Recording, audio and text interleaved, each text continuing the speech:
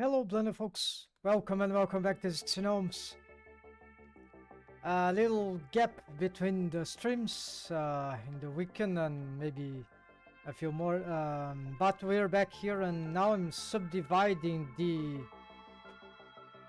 streams, right, in a more easier way to do them. So there are at least three big topics that are gonna be engaging regularly.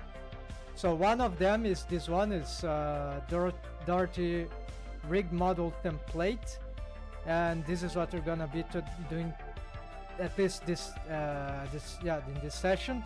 Then the other topic is compositing and scenery, sci-fi scenery making, right? So for the 3D webcomics, so this will be big starship. They're gonna be doing scene by scene what would be required, so focus on only the sections of the scenery that matters, and building compositing materials the materials to fit, you know, the black and white I don't have here. Okay, so no compositing in this here, so no problem. So then we can import the character, test it there.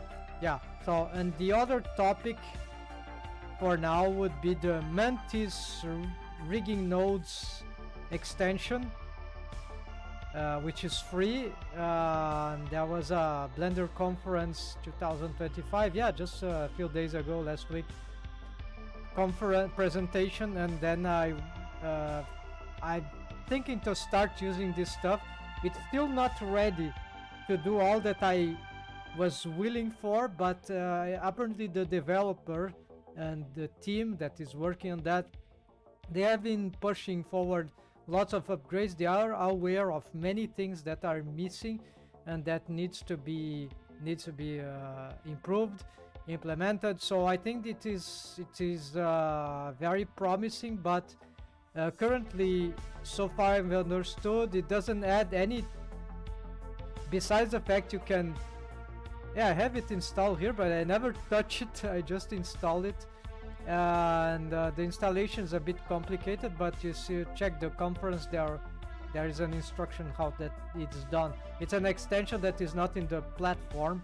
You need to put a URL address there that he's providing, and that will but it's still an extension. It's not an add-on that you take from anywhere, and it's free, so this is the best thing, and it's receiving updates. Okay, so so besides the fact that we can add generate an armature, it's instant generated apparently, something like but it doesn't synchronize with stuff that is already here. So the problem is that yeah, so for example, let's see, can we meta rigs? No, Mantis rigs. Okay, so there is nothing here. So yeah, probably those so far, if I checked, let's open a just new blend fly just to play a little of that, just gonna check out how this works. So let's say we want maybe, yeah, we might want to have some thing like here. That is here, rigging nodes, right? There's another thing, node shima, I'm not familiar what is that, but okay, so here we're gonna create a new thing, and let's see, home, and then okay, there's nothing, but we can immediately start maybe adding something. Input, let's see, matrix is for the bone positioning on edit mode, I think, but we're gonna, okay, how you bring the main thing?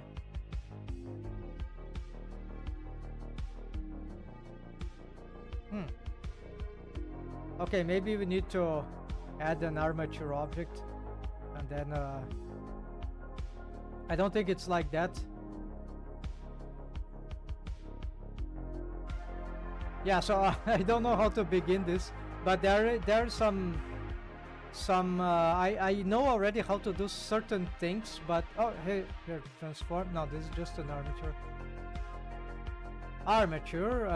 Rotate. No, this is a transformation, I guess, right? Yeah, so it's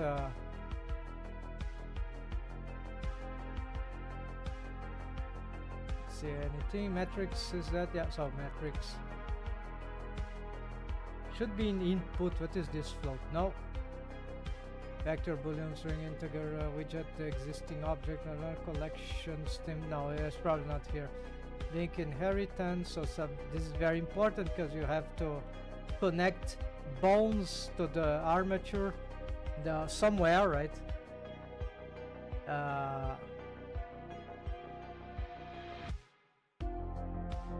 Transform. Okay, drive. Yeah, we can bring drivers, geometry nodes apparently, a lattice also. The driver system is particularly interesting because it can batch drivers. So that's one of the coolest things. But of course, well, I don't think it's not a reason to use Riggy nodes on itself, but it's something that is working, that is implemented, and this looks very good. Yeah, so I cannot start anything here, folks, but there are some good tutorials, I think, that cover many things. I just don't know how to begin, but I know how to make certain stuff. So let's go back there. And so the problem is that, okay, even if I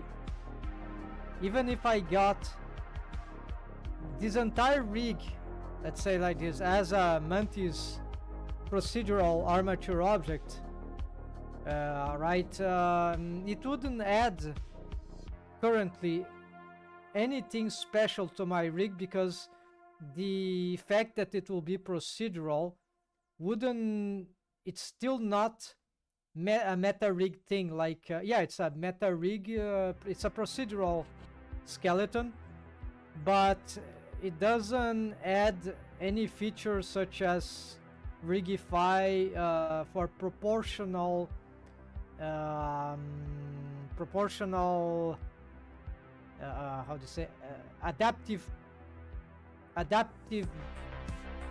proportions adaptiveness. So it's not like meta rig, you can edit mode, go on edit mode and change on the meta rig the bone position. First you generate and then you have automated bone constraints, all that. No, the thing doesn't do this kind of stuff. What it does actually, I think it doesn't generate stuff like on a push button. What it does, it's not like a script. In the script, you run the script, it can generate and regenerate. That thing is different. It's like instant stuff, so you can make instant stuff there. But what you have is in the 3D view, in the main region here, is what is there written. So it's not like, it doesn't have, like, let's say abstractly, it's not a delta thing. So in order to have a different version of regeneration, you need to have a different node group, a different node setup, and then it would need to be switched. So it's like not something that you can, it's not an apply thing that you can, it's different, slightly different. That currently makes that system, it's there's no value for me to be doing this for what I really intended, like to do something like a Rigify add-on 2.0, where I could make my full arm here with, so the best candidate I have here is like is still the scripting, right? Making a script, my own script that will generate and the automations of Rigify for groups, and but I don't want to do this. In the near future, they are thinking in the Mantis rigging nodes to implement features like that. So I think the value for me to learning this is that indeed I believe, as the author says, that this is the future, because Unreal use rigging nodes, Maya use rigging nodes, I think. So those rigging nodes is it's a interface between scripting and the 3D viewport, right? So we can get procedural skeleton building, and this is very powerful. But in the case of mantis rigging nodes, it would need a few more features in order for me to be really useful. But so it doesn't add features for me, it just makes it procedural.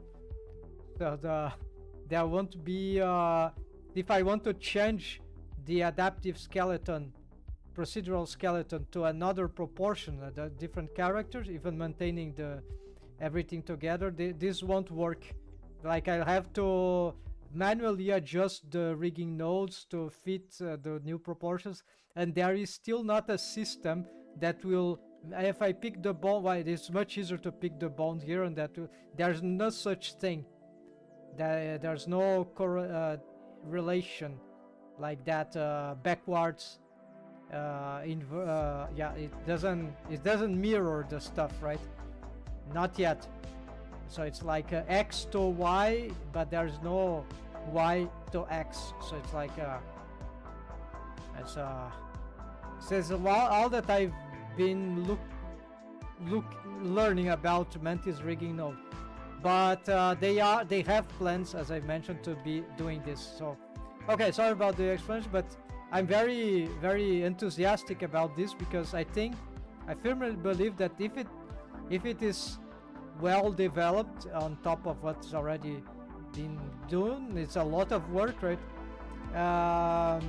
This holds incredible potentials, even all those things of like a future Rigify 2.0. So it's a risk, right? But I intend to be learning mantis rigging nodes even before the good stuff, the real good stuff, are to be available, if they ever will be, if they will ever exist. Okay, folks, so here now what I need to do is to start building a lot of things right here to do in this rig. So I'm reconstructing this eyebrows and brow rig, but now I'm procuring a much simpler alternative. So I was even using a proxy ghost face, and here now I don't want it anymore. I tried to get this brow and eyebrow rig to function without, if possible, without any shrink wrapping feature. It might be feasible, because the strategy here is to get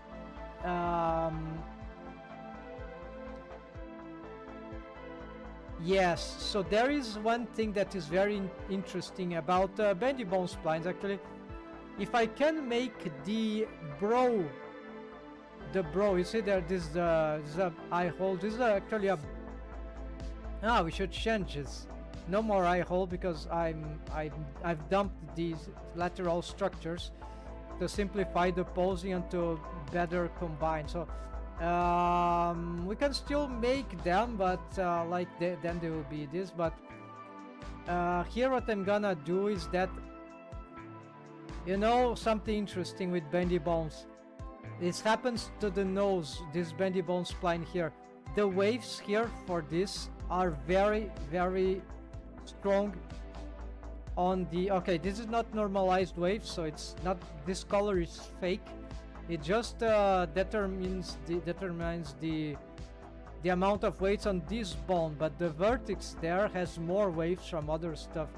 Ignore this, these are not from deformed bones. Okay, it have some deformed head, but it's very low weight, so it doesn't matter. It's like 0.15, yeah, so here's the nose, so this is like yeah, it's not normalized, this could be 1, but yeah, very close to 1. We also have deformed upper cheek, so apparently there's 0 waves here, yeah, absolute 0. So don't know why this thing is being identified, but maybe it's because it's on the border. Yeah, who knows. Anyways, yeah, so there's just 2 wave painted vertex groups there.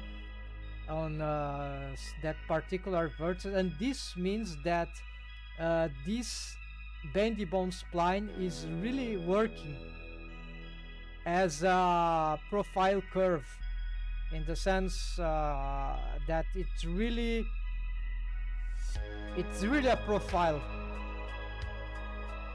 Yeah, it could be a little better with more subdivisions, but you see, it really controls the shape of the mesh. The bendy bone spline is almost equivalent to, so there's not a lot of offsetting between skeleton and mesh. So that means that this is really like a profile, especially as it gets closer to the tip of the nose here. So this profile curve, can call it like that, it's spline skinny, right? This thing, if we get something like this for the brow, that will mean that the bone, the skeleton stuff for the brow, will have a total it means that the mesh will mostly totally follow the skeletal structure of these bendy bone splines. And what does that mean? This means that we can rely on shrink wrapping bone to bone, or no, that is not bone to bone, sorry, shrink wrapping bone to mesh. No, not sure that's a good idea here. Yeah, because I'm trying to avoid shrink wrap. So we can just use the parenting relation and maybe some limit distance. No, just the parenting relation. So the yeah, the problem is that I just have these bones here. I would need to have like a curve net system here to have the bones following some like planes, skeletal planes. This is ridiculous. Of course, we don't have this, so they need to be free, but there's not a force field, right? The shrink wrapping feature can work so like a force field, but I don't have. Yeah, if I shrink wrap the bone to the, I would need a proxy mesh for this region, which is feasible. I cannot target directly the mesh because the eyelashes, they are connected to they are the same mesh of the face. So then the eyebrow will sometimes shrink wrap to the eyelash. I could make different, could just separate, but that would make, yeah, it's like it will be like, I hate that, so it will be an advantage and a disadvantage. So I don't want to do that, but it would simplify the case. I wouldn't need a proxy mesh, or I could generate a proxy.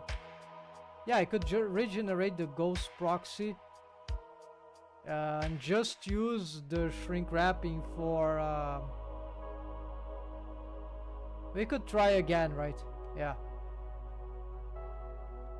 but in principle the idea here would be to have this thing very strong there with the waves, so the normalization will favor out the natural inbuilt normalization of blend will favoritize these bones, right? And so if the eyebrow, yeah, the eyebrow bones, they will be just surfing on top of the brow bones, and that will be just enough for them not to be in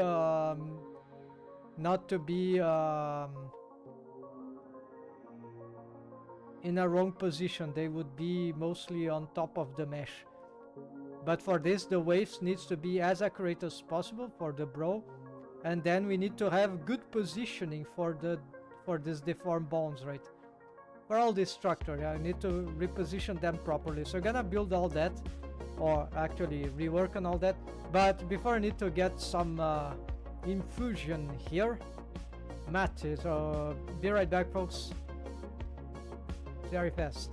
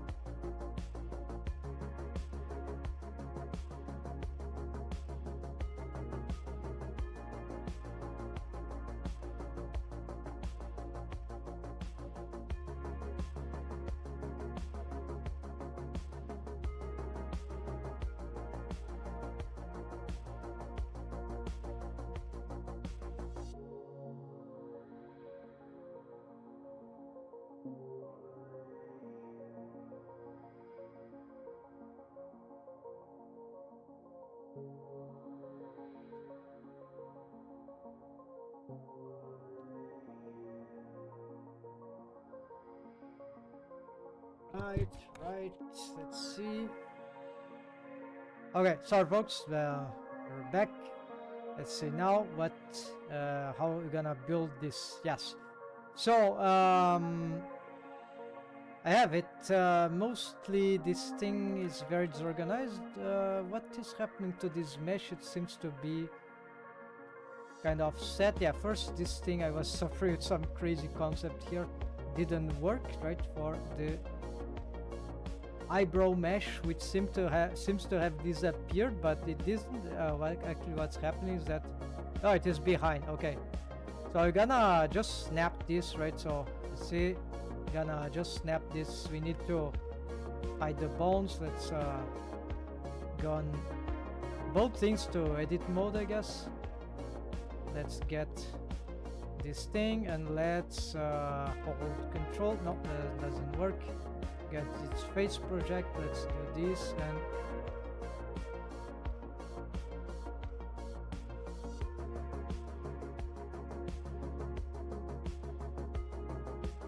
yeah, if the mesh here matches the eyebrow, maybe that's even better, right? There's even some mesh topology things that I've seen some guy doing, very interesting. So not sure that is necessary for cartooning, but it's something I never tried. It could be hold on, it could be valuable. It's like you pick the brow here, and this I've also seen. So maybe we could make like a, yeah, this sounds very complicated, right? So no, I'm not gonna do this. But we could have another subdivision here. But anyways, we're gonna try something like this here. Just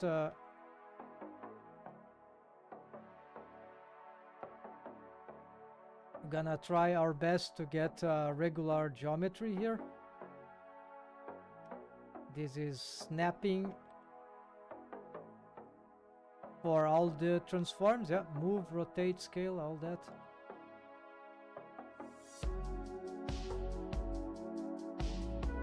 These, of course, should better be done with the character design, the grease pencil in my case, but yeah, takes too much time to enable it during stream.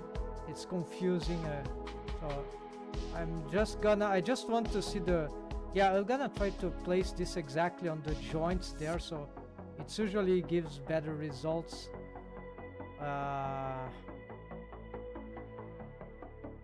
Yeah, in low poly this is can be very dangerous, right?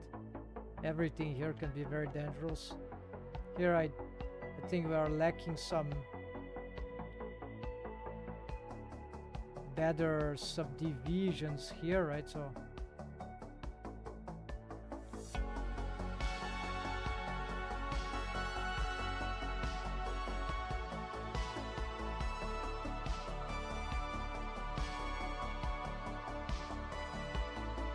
okay, this reorganization should already provide a much better setup.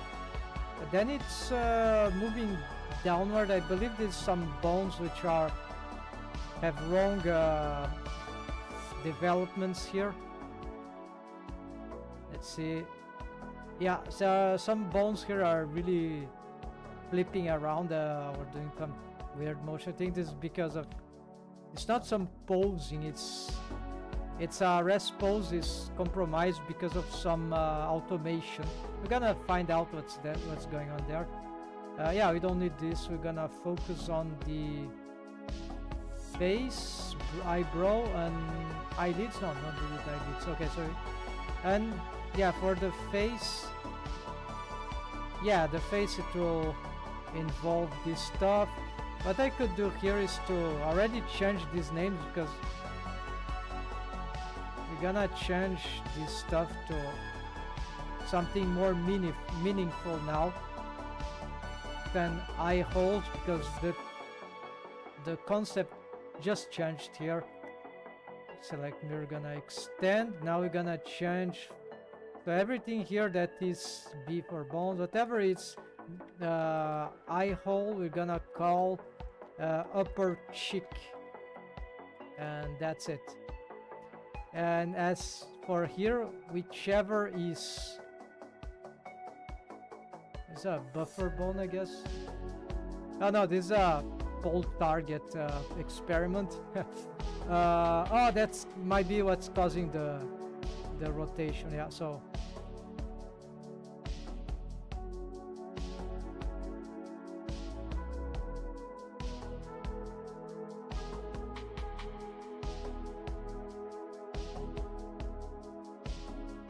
yeah, I know, just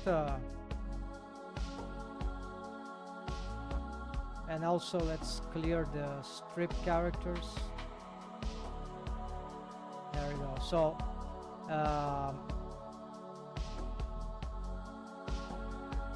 yeah, this is what is causing probably the rotation here is a bit crazy. Ah, it's because of this pole target's exactly on the. Yeah, it's exactly there. We need to move this up. Maybe try use the. Yeah. Okay. So it was the pole target. It's a different setup, right? So this doesn't really do what we want, right? So it's just a way to funny way to manipulate the I key chain there, right? And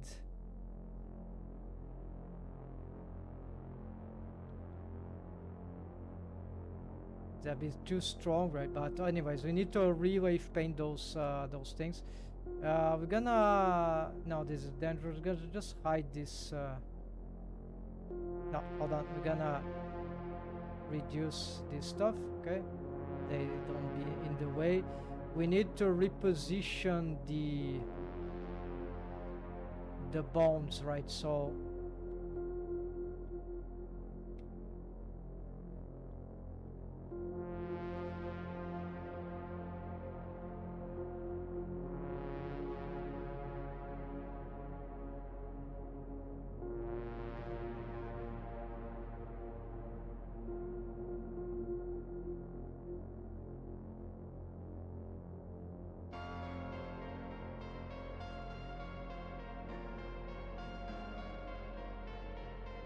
I want just this as a reference to make sure that these bones are correctly aligned. I see that they might have some errors.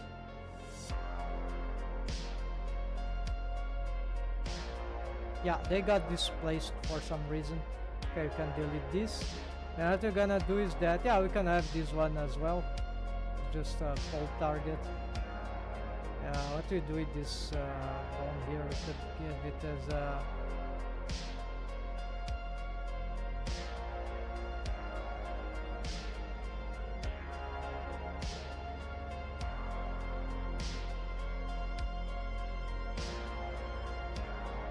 Yeah, okay, we can leave it like that.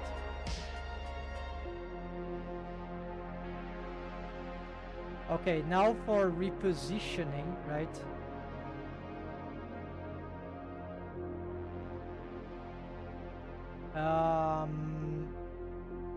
We need. What's the purpose of this eyebrow helper? Oh yes, this is the idea to shrink wrap this onto. Okay, so you could have the bendy bone spline of the eyebrow to shrink wrap on the surface, but along all the bendy bones. So maybe this is useful, but this is wrongly positioned, right? We can make as much using all the splines that we need. So we're gonna probably remake this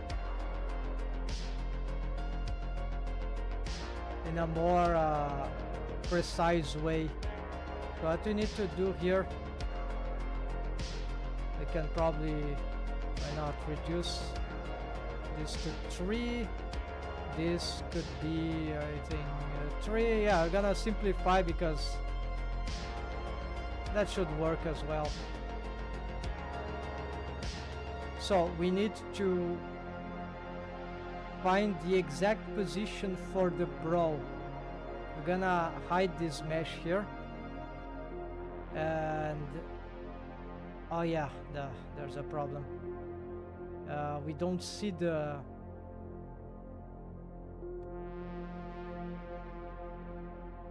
Maybe here we see, I hope it doesn't snap to the to that thing. No, if we snap on face, that won't happen.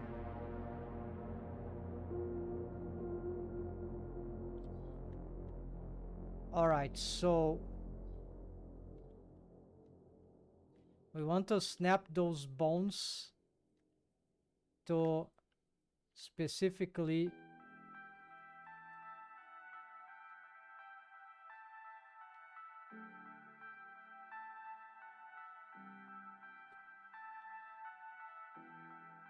there, the mesh.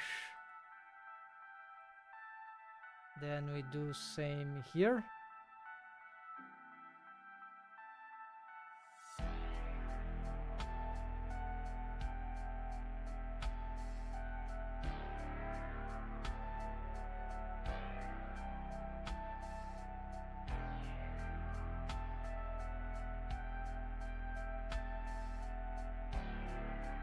As would be ideal that it was exactly on the onto the joint, right?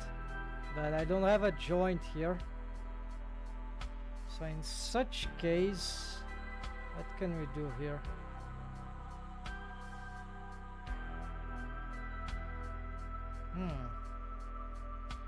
Okay, we can make the joint. We can just change, reposition some stuff here on demand. Maybe it's not the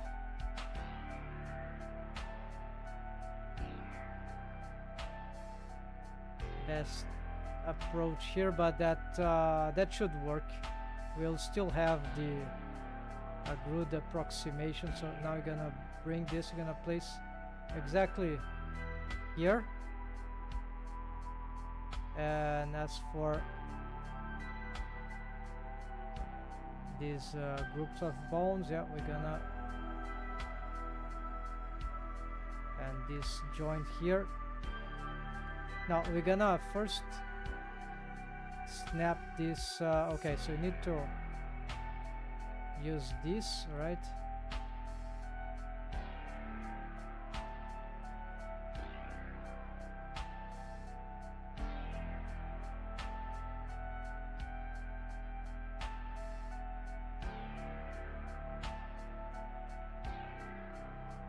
And now I need to snap this without,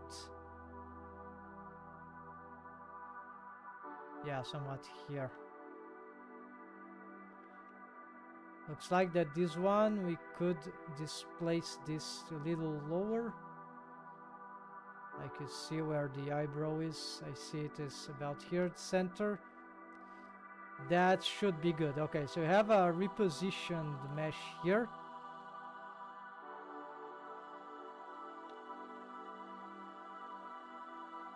And okay, what's happening here is that we need to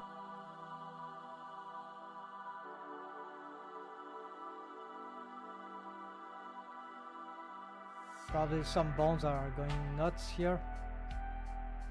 I don't know what's happening, but we're gonna ignore the, yeah, let's ignore the eyebrow mesh for a moment. Oh, it's just the, of course, it's the, so start by resetting.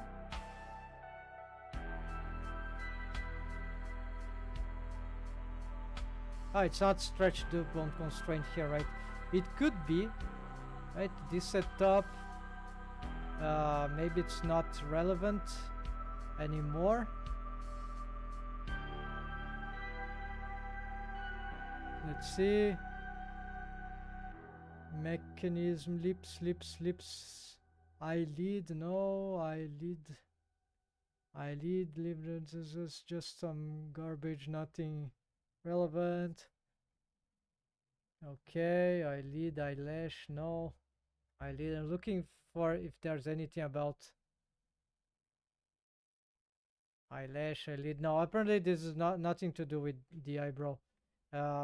This is happening probably because we have some proxy here that is using a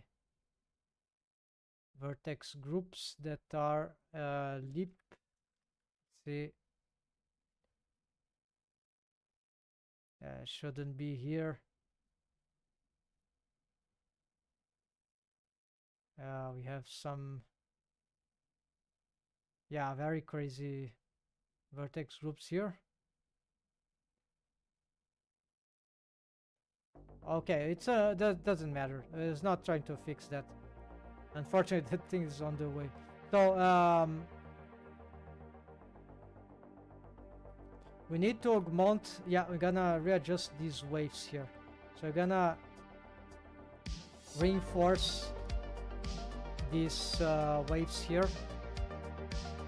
I need to make sure that there's no competition here.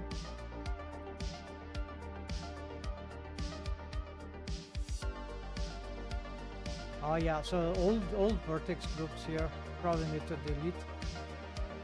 This deform for the head is bad. Yeah.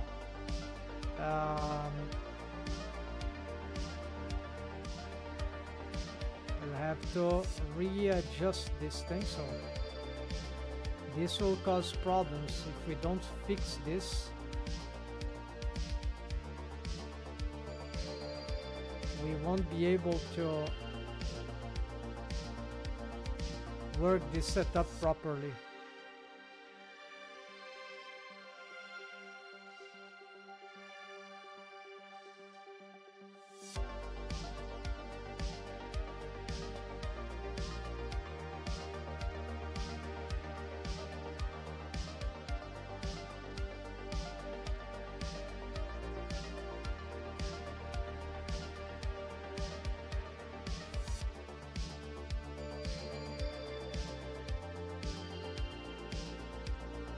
New directive here.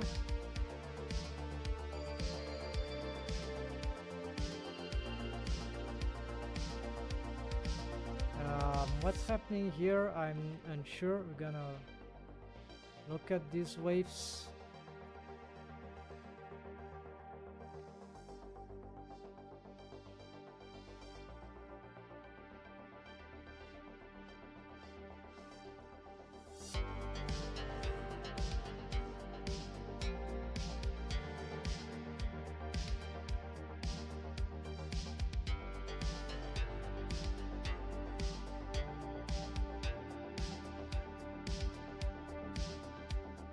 Okay, maybe you can finish it there for now.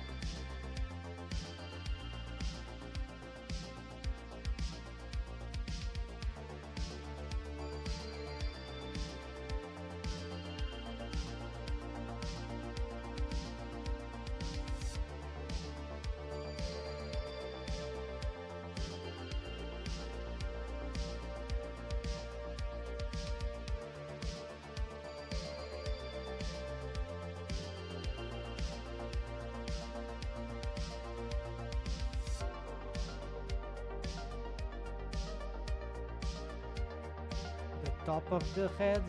No, I think not. Yeah, this I need to revise anyways, but this should work for now. So now we have very strong possibilities for this wave. So we're gonna go back on the things here and we're gonna change everything here. So instead of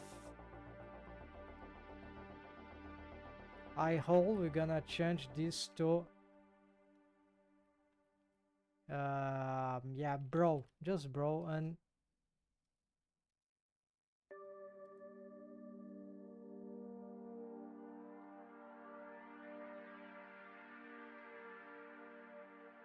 good. So the eyebrow is already eyebrow, so they are not showing here those other bones.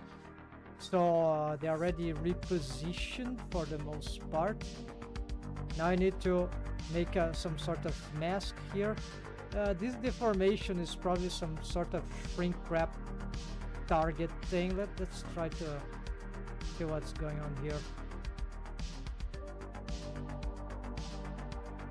I'm not using this vertex group anymore, so I think we can just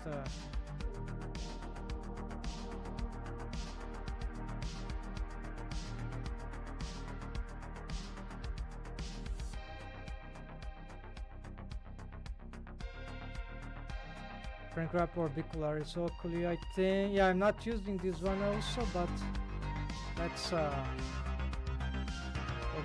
here just in case. No, it's not doing anything here.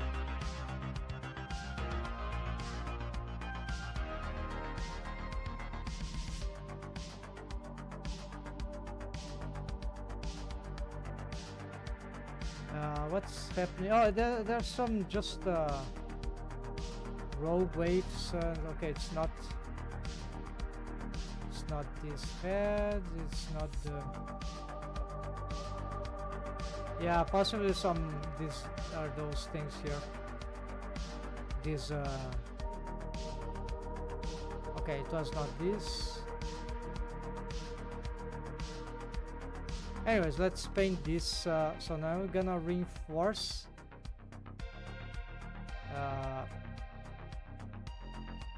Yeah, we're gonna get some maximum waves here for this. Rogue waves here, of course. Let's destroy.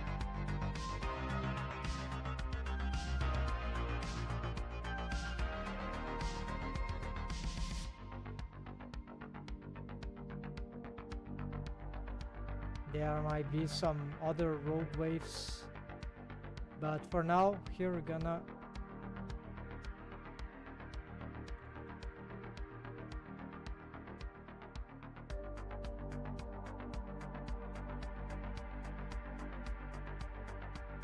the bendy ball. No, let's stop here. Yeah, probably we could smooth this and this. Yeah, this I think should be fine.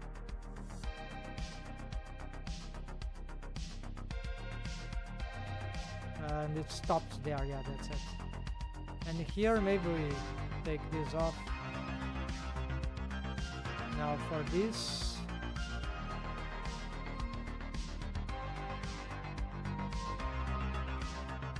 I'll adjust the waves for the eyelids later.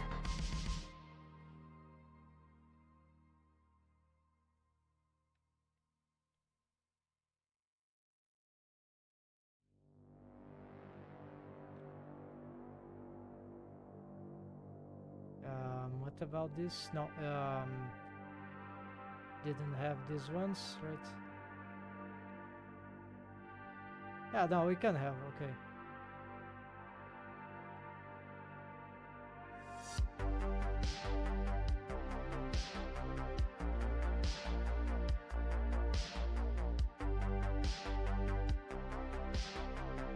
Okay, then we might have some rogue waves on other positions. Yeah, so this one, for example, we delete.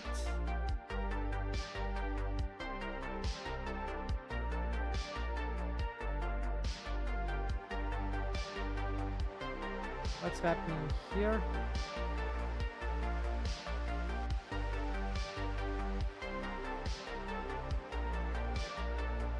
Oh yeah, we got some rogue wave here. Yeah, this could be dangerous. Let's I should probably mask this.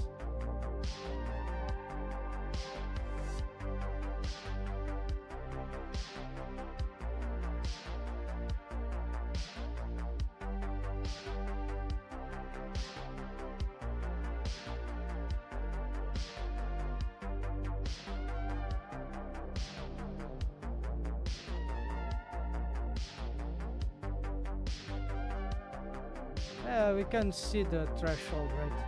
Just not sure what's happening here.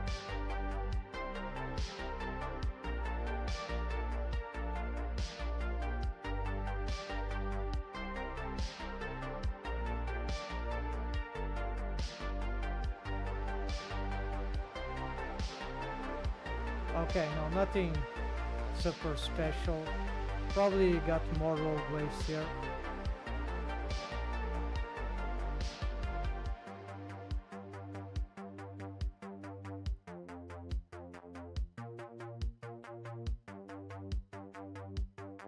Ah, this is not the waves that I...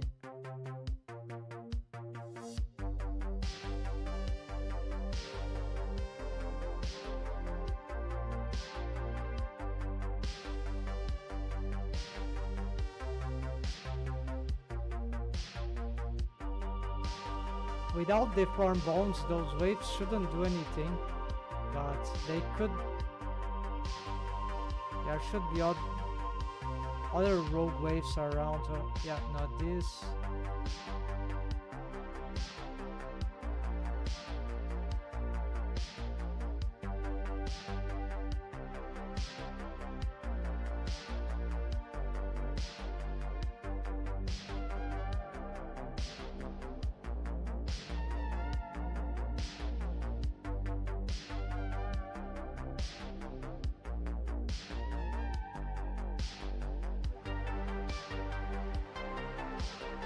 Why? No, I'm smoothing.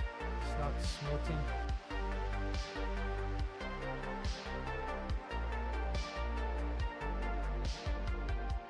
Okay, still have to find what's going on with this stuff here, but in principle we are getting some upgrades here. So now these bones, they should have very strong deforms, which is not always good. But they have very strong now impact on this mesh.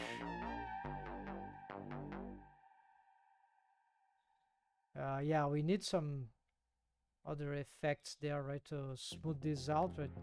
With subdivision, we get maybe some better results, but yeah, it's highly deforming the shape of the heads of super dangerous. That's why you need some more skull head waves they are sharing, but this is it's yeah, this I think, oh yeah, maybe it's just because it's not symmetrized properly. Now the symmetrization is there, so what's causing this? Still can't figure out, but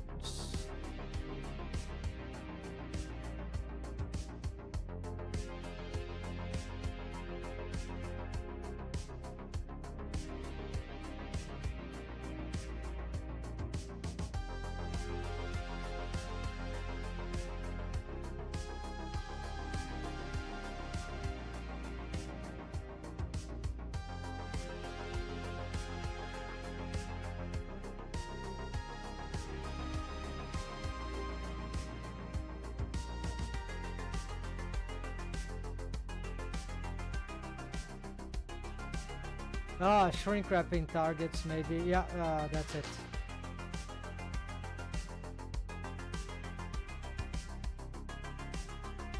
No?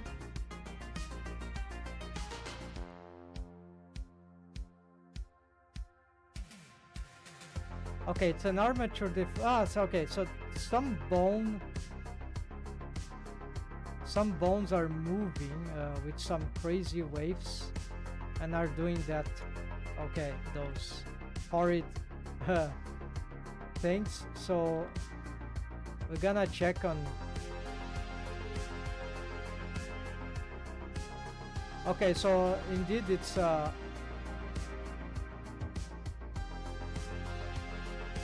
many bones are moving, right? On the brow region. Yeah, the eyebrow, which should just deform this. Okay, so found out the culprit, so not too complicated. We need to fix this automation here. Better seen without the widget. So we need to stabilize this thing. So basically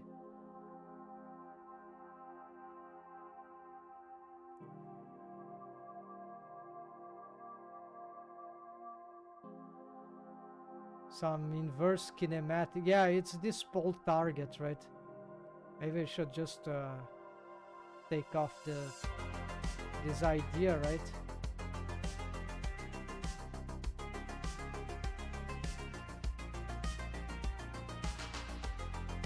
Yeah, the pole target was causing very complicated stuff. So here we're gonna.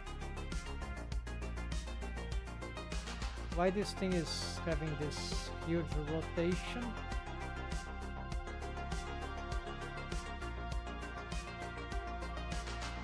This bone is responding to some, yeah, to some automation we don't want this automation here yet, as it's causing some trouble. Alright. Oh, still happening. Okay. So, what's the parent of this? Tweak bro top 2.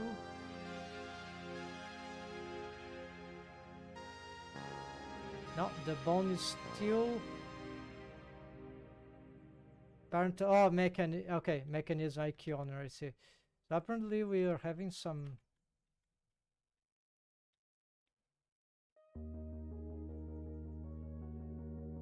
No, this bone is not twisting anyhow. So this shouldn't be able to. Okay, let's just apply this stuff, right? Before that, let's make sure that these things are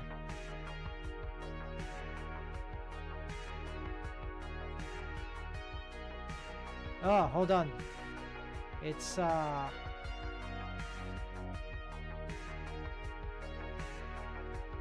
no, this doesn't affect.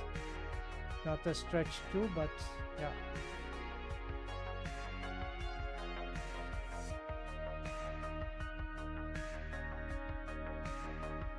Okay, actually it's just this one that is having this crazy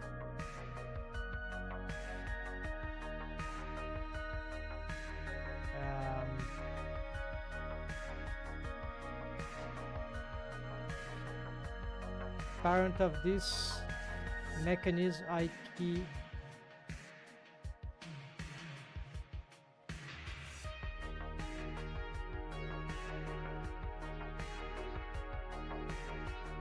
Okay, it's following the rotation of its parent. So maybe just, although I'm not seeing what's happening here, we're gonna also apply this.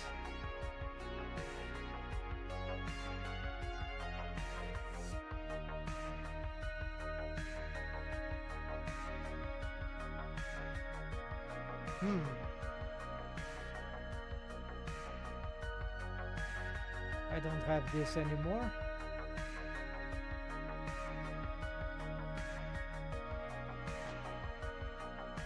The rotation of this might be causing... Okay, tweak bro top, alright.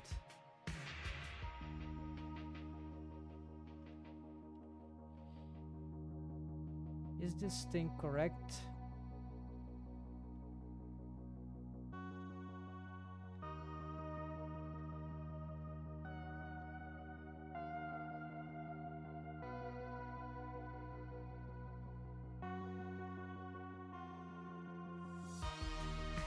Okay, so I suspected this thing here. And no, it is not. So hold on.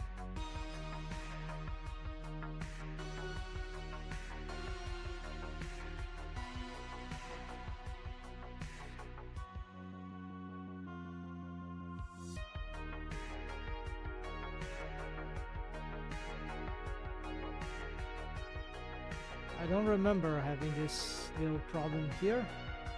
It's the handle is suffering some extra rotation.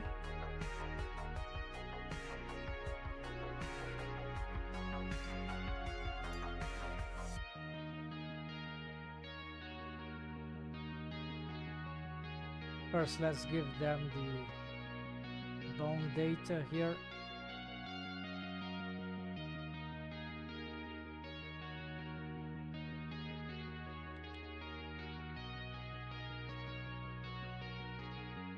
It's the length.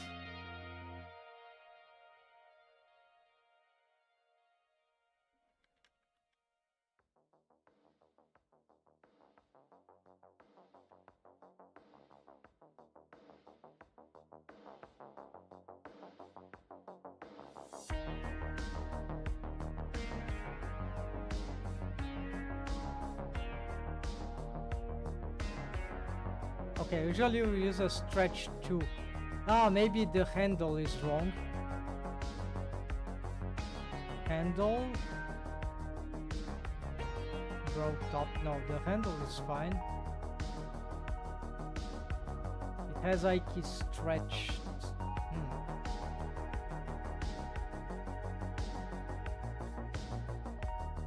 No, never mind.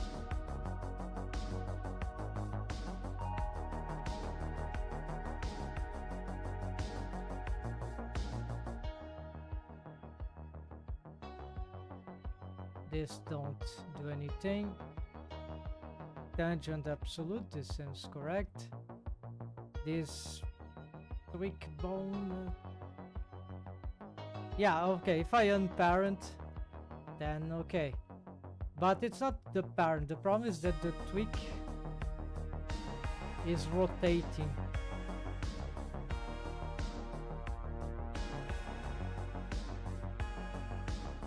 And this is part of bro top. Ah, it is wrong parenting.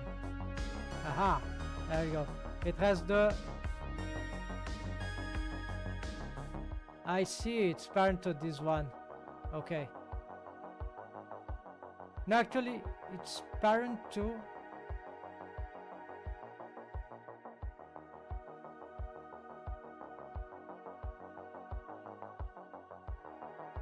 mechanism, like... Where is this bone?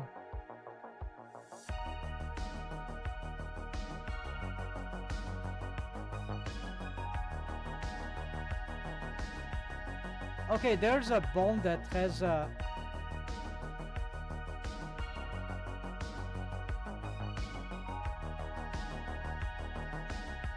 Yeah, it's this one. So maybe I just need to apply this one. There it is. Yeah. Already this is wrongly positioned, right? So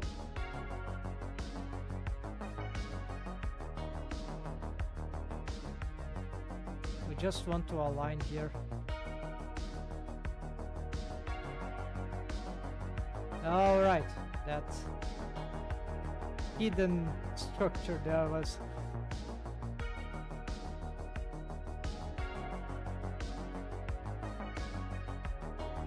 Alright, so this is just it.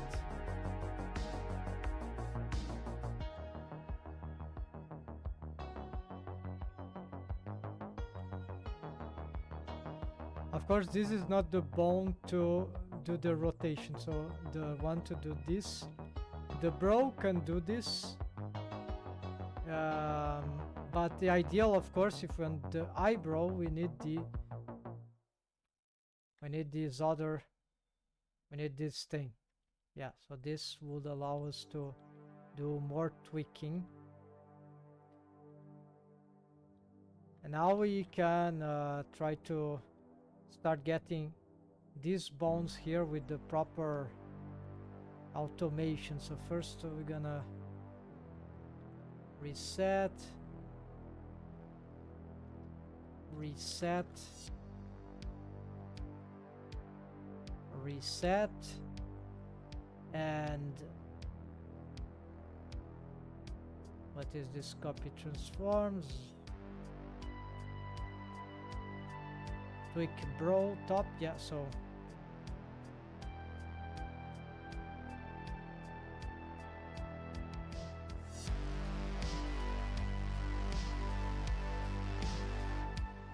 it's getting, it's moving for some weird reason.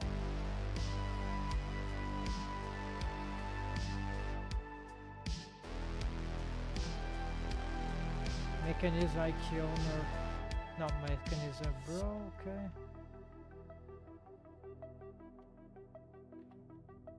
Okay, badly positioned, of course, forgot to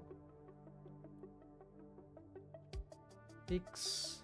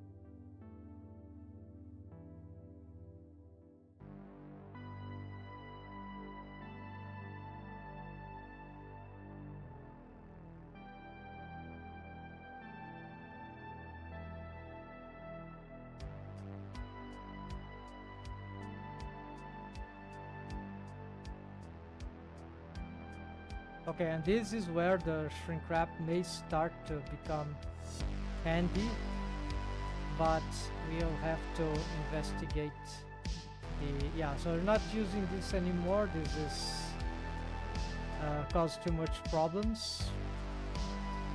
It displays the... Very good to displace the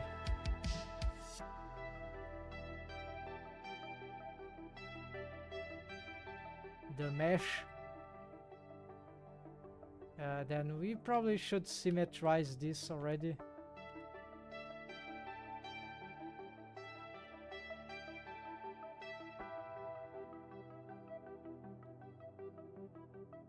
Alright, maybe we should do something else about the head there at this point. So we could find some intermediate value for this skull. Maybe we can do this.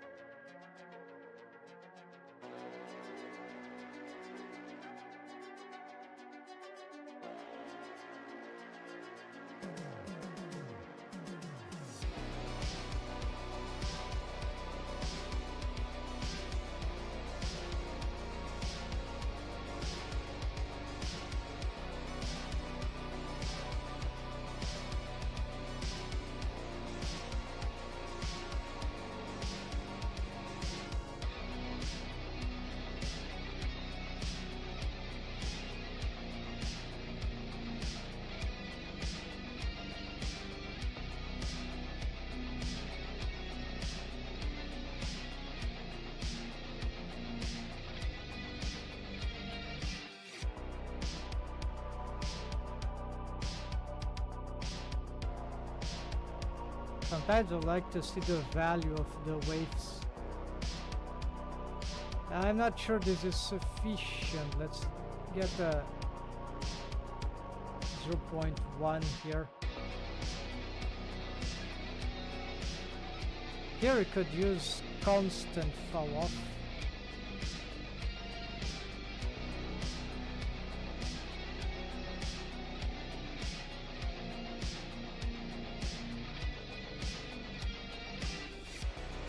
I don't have access to that area.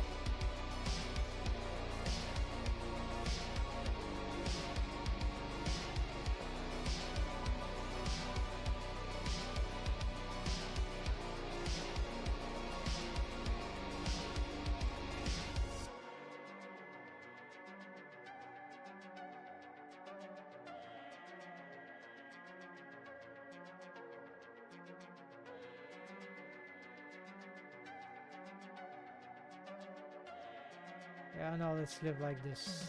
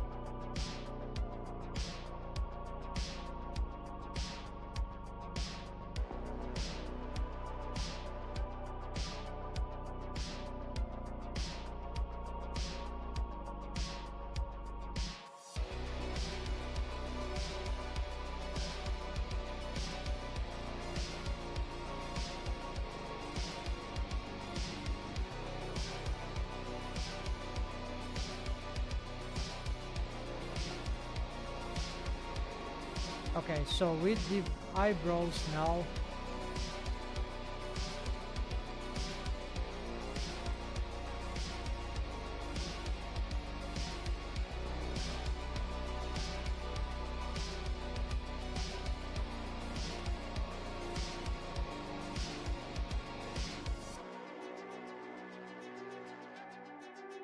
Yeah, this is too short. Need to address this. Also here, it's too sharp. Yes, so maybe we'll even need more, more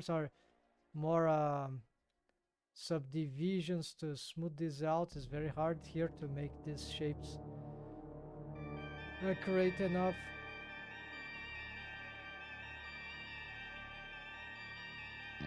At least for me in this character design. But here we got some good, interesting results for the bro here.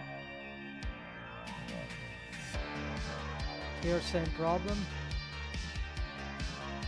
As for the... Okay, so you have some displacement. And so this is the idea now. If we can hide the eyebrow, and we can hide the eyebrow skeleton, we might realize that the mesh, for the most part of the brow, should be following this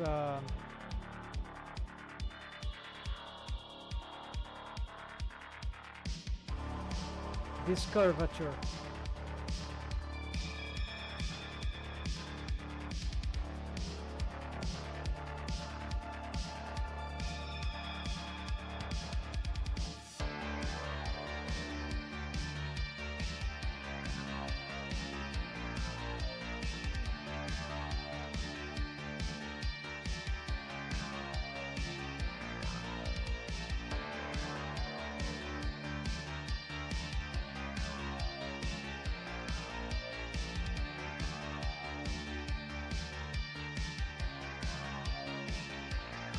I don't know why it's making it hard to wave paint now.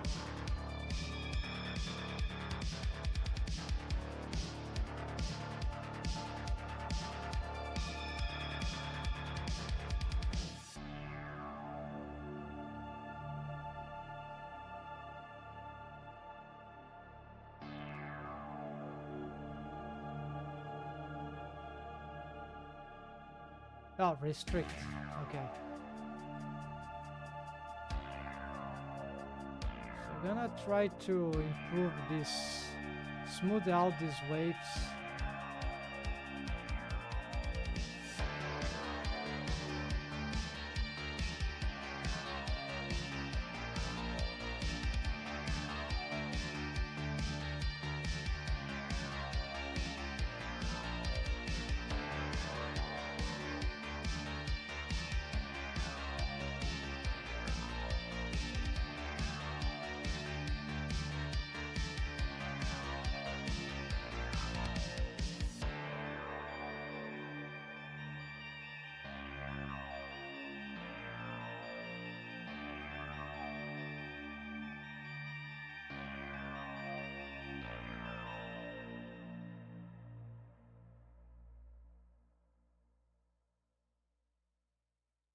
Yeah, we need to make some reduction here.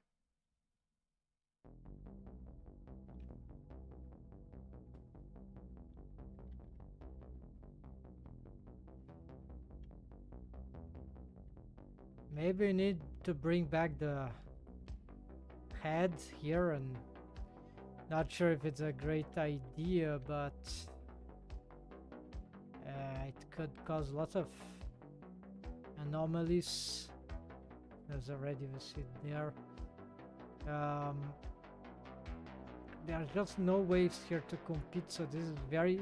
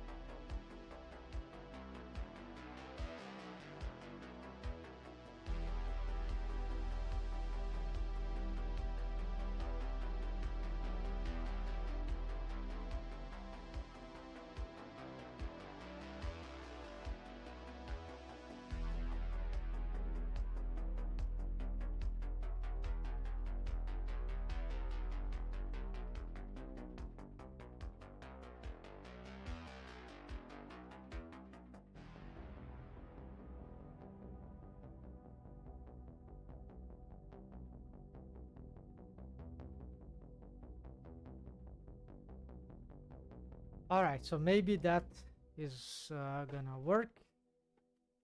Certainly there will be other approach to all this, but I'm using this one for lack of ideas.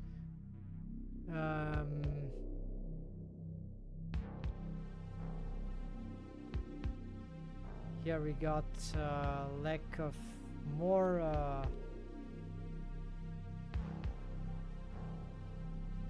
another helper bone here, or some helper waves, so this is very complicated. I've dissolved, so I needed some eye hole there to support. The skull bone is not being sufficient, or we just need to augment these waves maybe.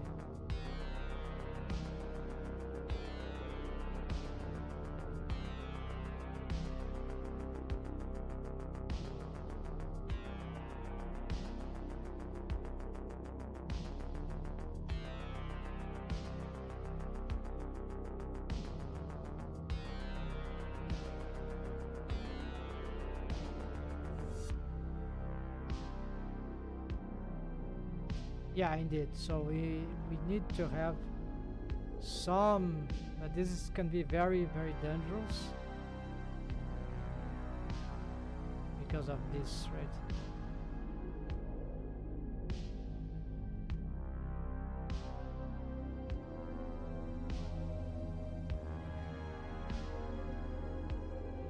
Yeah, then here still need to work on these waves here. Possibly we should try to dissolve this.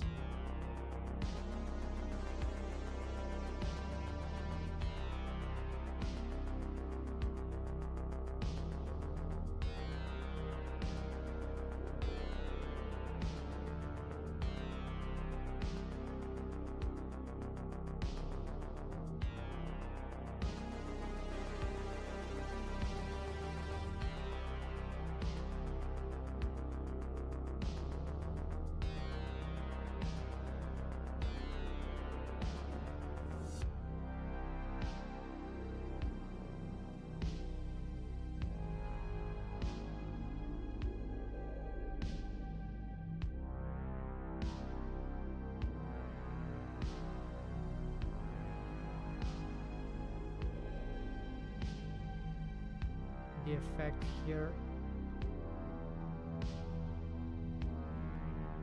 is just overwhelming, right? Oh, I see. Maybe we expand the skull here a little more, so like this.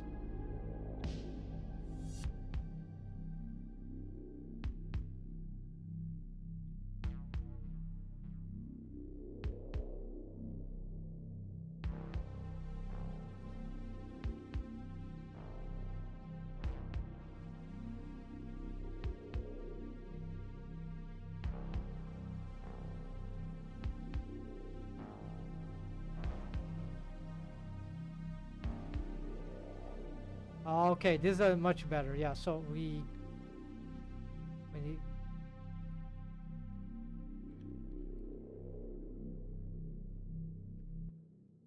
Yeah, so try to bring this.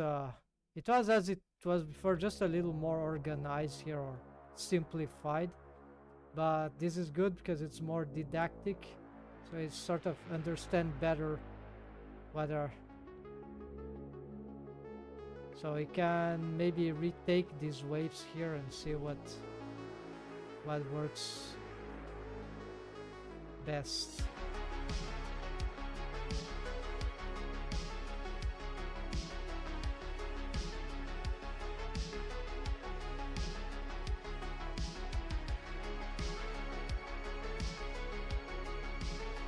Yeah, now we have something that a bit more polished.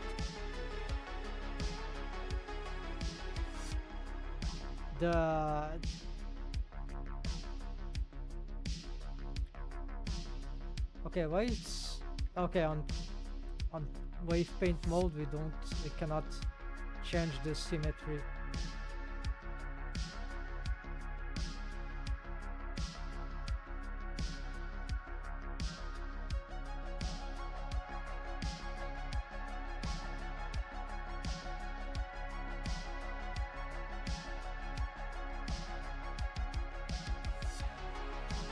Yeah, we need to prevent this area here. It's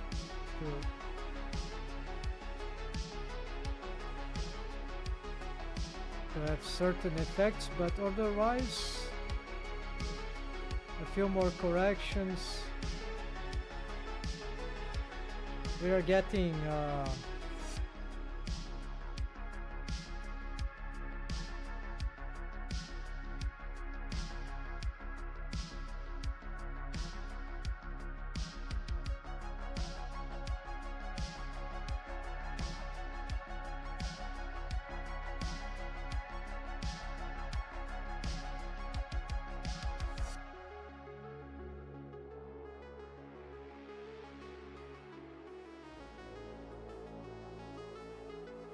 okay, now let's check the eyebrow. We're about to get this concept functional. So the eyebrow, yeah, it's a bit too thick here. We need to first adapt.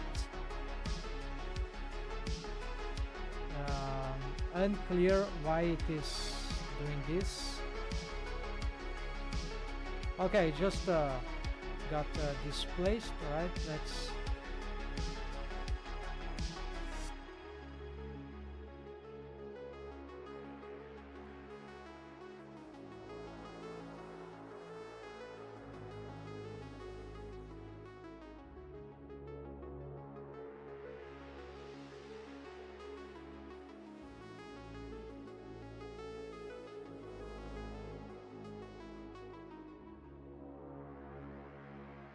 All right, so this.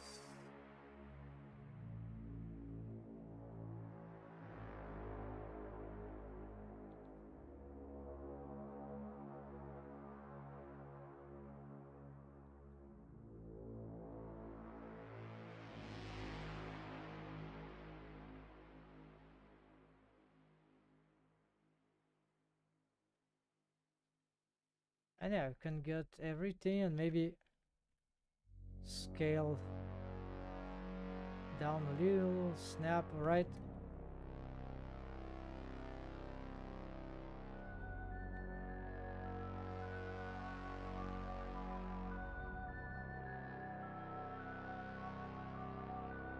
This solidify is incorrect.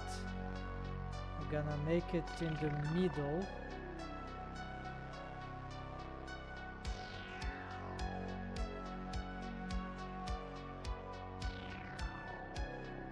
We're gonna try to see what happens if we place it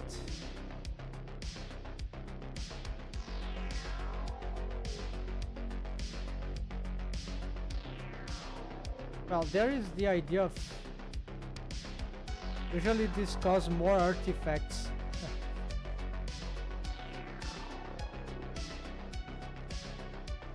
Doesn't seem to be very nice.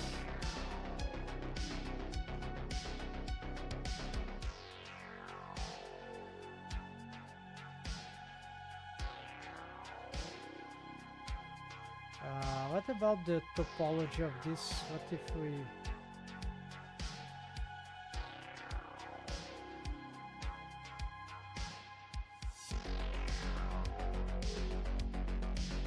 I don't think a triangle here would be good. Wait.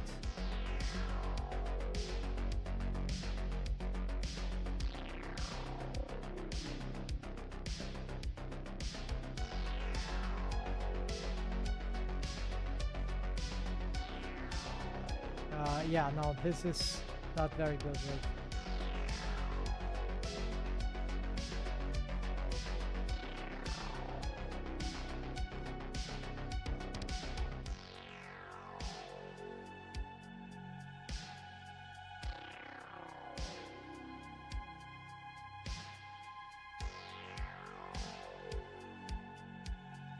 Subdivision, yeah, so this is better for the shapes, but apparently sometimes I think this is worse for shrink wrapping.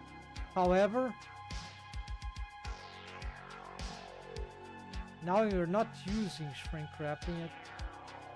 I think we need to snap this on a subdivided version. So we need to do something like, it's uncertain, but maybe this is better.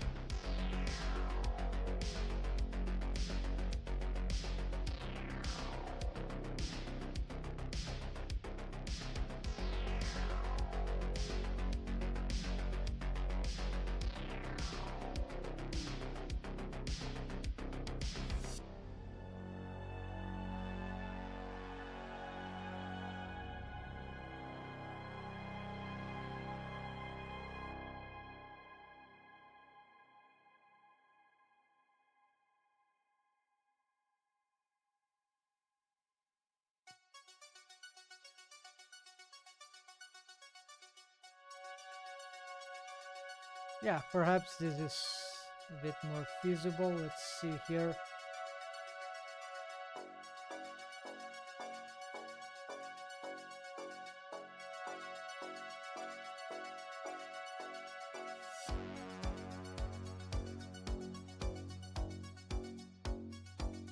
It needs a bit more support in the outer side, right? Okay.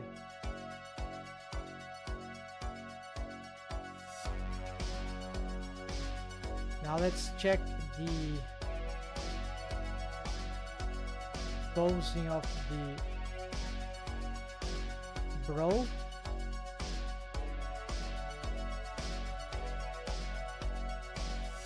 Yeah, except for this ugly thing. But yeah.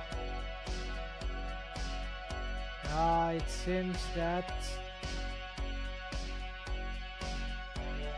Okay, why the eyebrow is displacing? The bone is pushing too much, too little. The brow is not following, so probably wave painting problems as the problem of the spline, right? This mesh here should be maximized.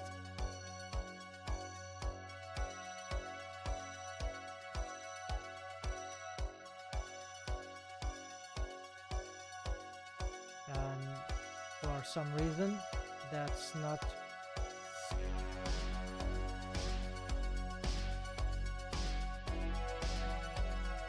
pushing hard enough.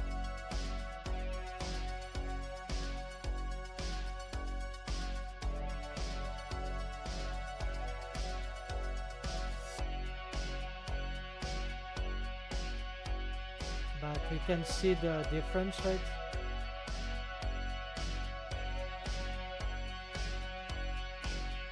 Probably there are rogue waves here, too much waves on the head, which is unfortunately because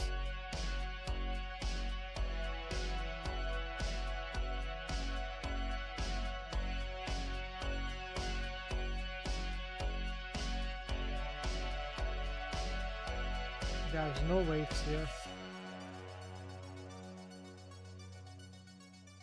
Yeah, so I need to reduce this. There we go. It doesn't solve, yeah, unfortunately. But it's very, very close.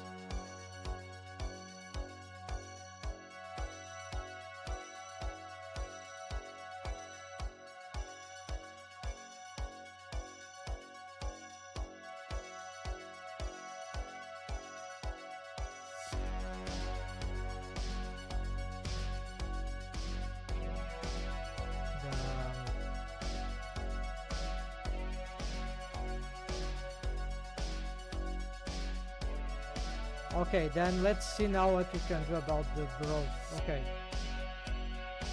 Let's check this bone also. Here we see that, no, it's still following. Yes. So you see, without shrink wrapping, it's very hard to get precision with this, but so far we're getting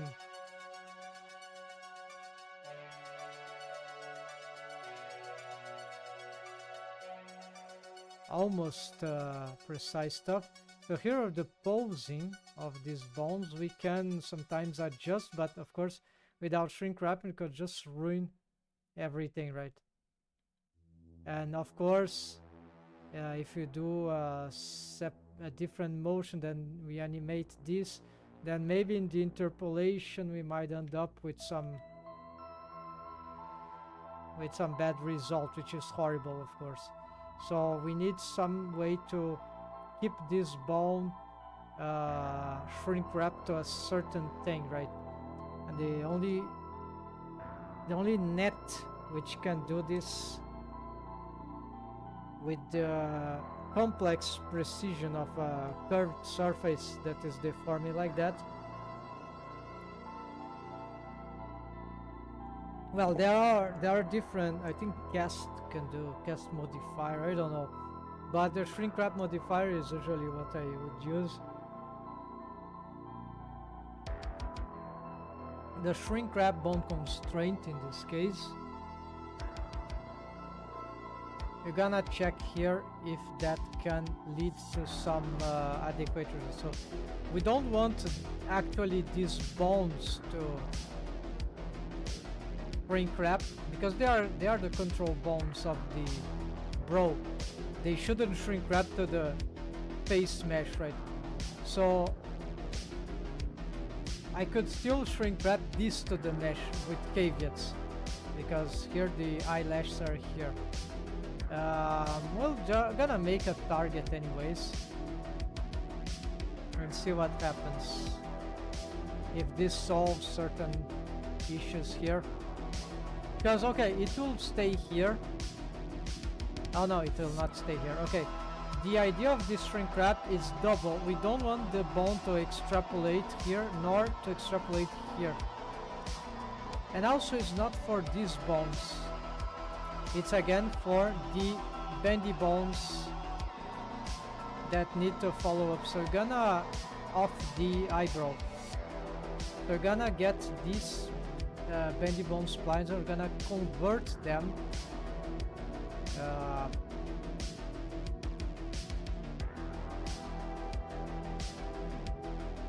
this should be fine.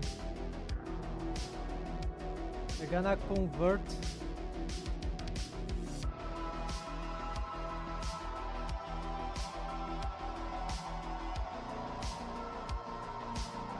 this is a bit too long, so they probably here we want, yeah.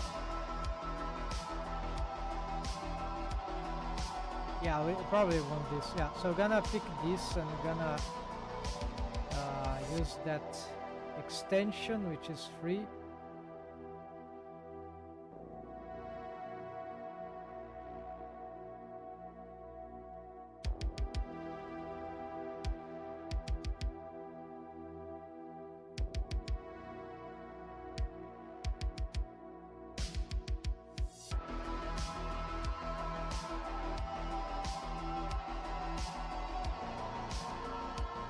Wait, this is not how...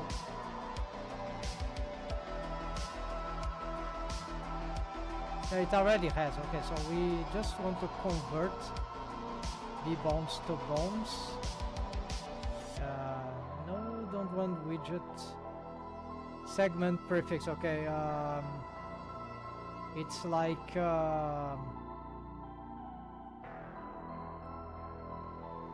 def1 b bone.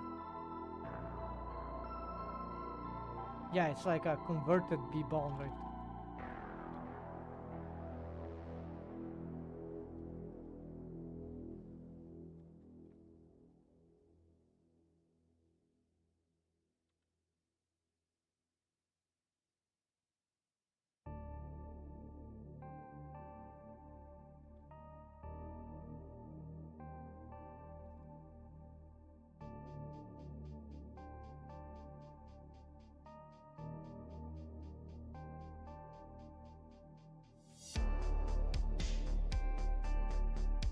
Okay, let's see. Terrible naming. I think it intakes the... Okay, let's go back for a moment.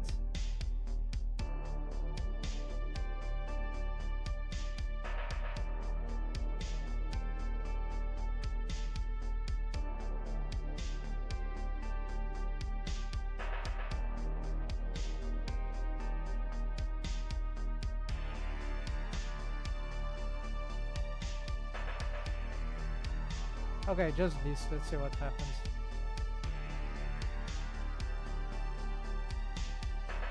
Okay, converted def. No, no. Okay, it's not prefix.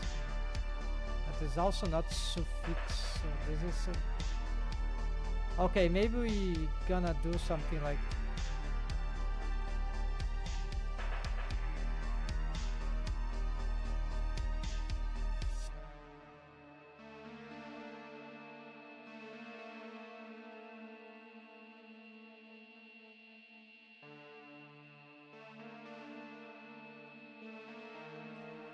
Yeah, I don't know how to this works. So I'm gonna manually fix this. So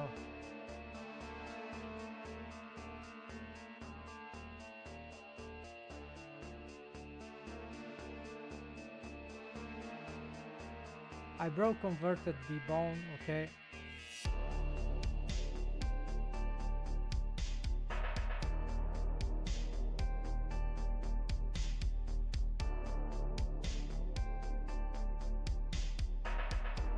Okay, we have a problem.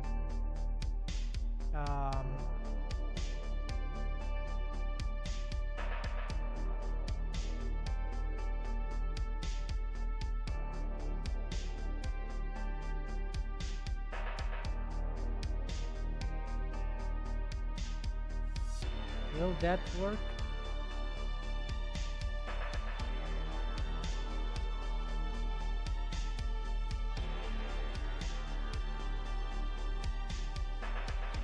Not sure this will work.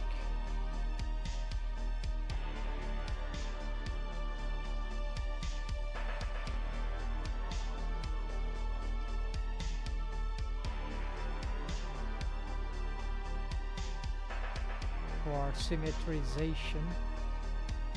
No, it doesn't recognize.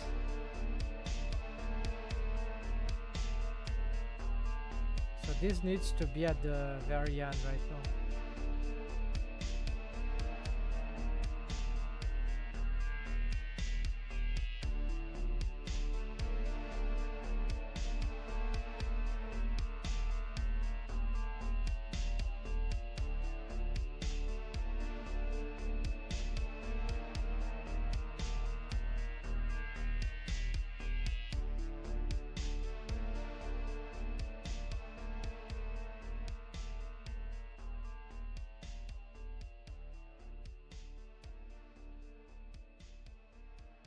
Okay, why these are not working? What happened to them?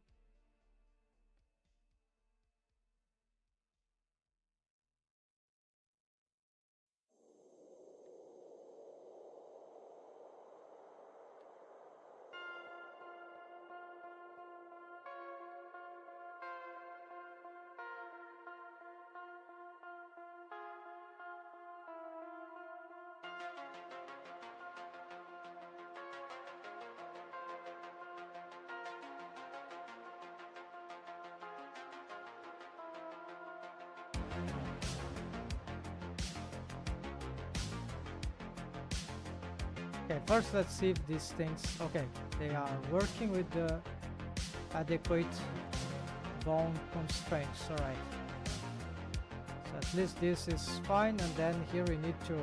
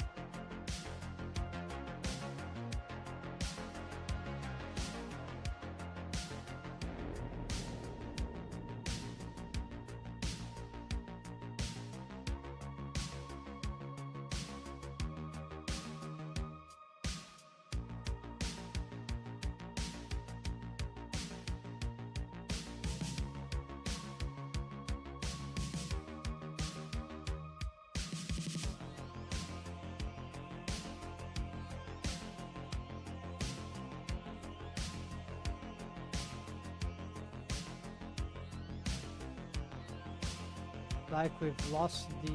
Yeah, why I'm losing the constraint?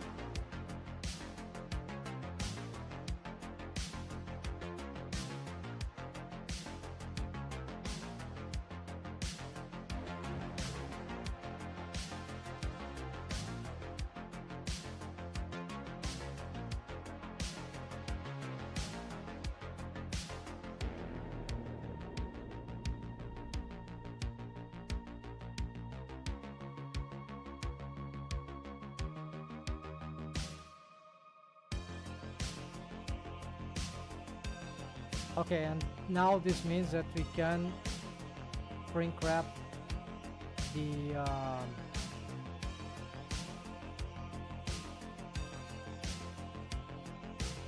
yeah, we can shrink wrap these bones here. This will have a problem. The shrink wrap is on the head, so we also need to shrink wrap the tail. So we're gonna add a shrink wrap to all of this on surface. Yes, this distance we can play with, but that will be... So this one doesn't need a shrink wrapping, although it could be beneficial, but more consistent. That is not really necessary, but okay, let's add it just for similar setups. Oh, it already has it, right? So gonna just Control C, shrink wrap, and now okay, of course, I think we need to, for the bendy bone, we probably need to take off this option here.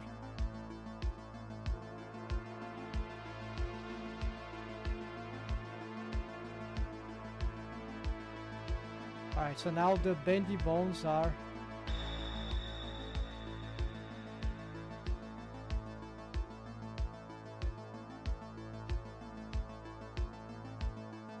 so they can't get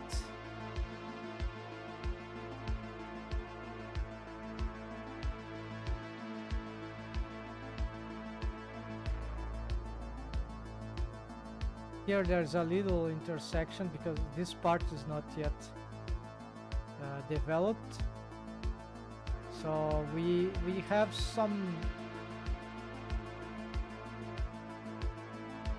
It's not ideal, but we have some sort of... That sort kind of works, right? But we could try to mount this, let's say, and give it a little more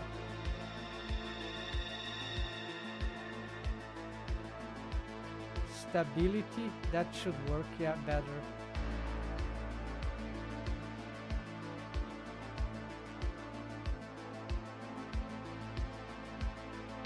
Of course, if we exaggerate too much, I think we have enough, right, to work. So that technique works. The problem is that if we are to push this eyebrow onto the eyelashes, that could cause critical failure.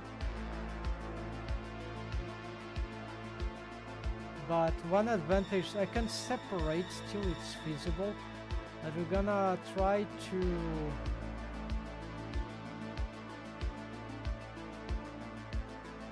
I don't remember that, doesn't matter. We're gonna bring the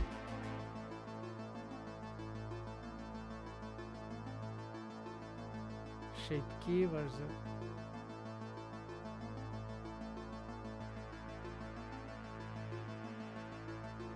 Okay, so you see it will be very easy to actually shrink wrap this. We just get the wrong move there. Well, so far it didn't happen. I'm not sure why it's not happening. I think now it happened. I think this is a shrink raptor. No, it is still not.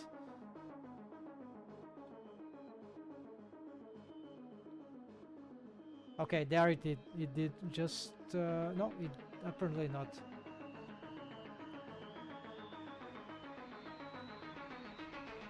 Can this bone shrink raptor? It has a difficulty in jumping, in leaping around, so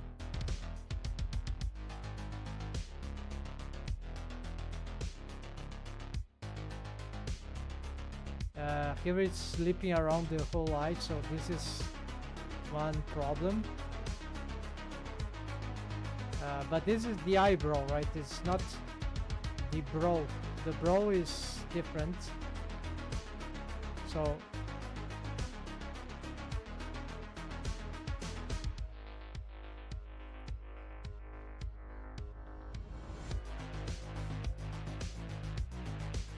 we need some automation for the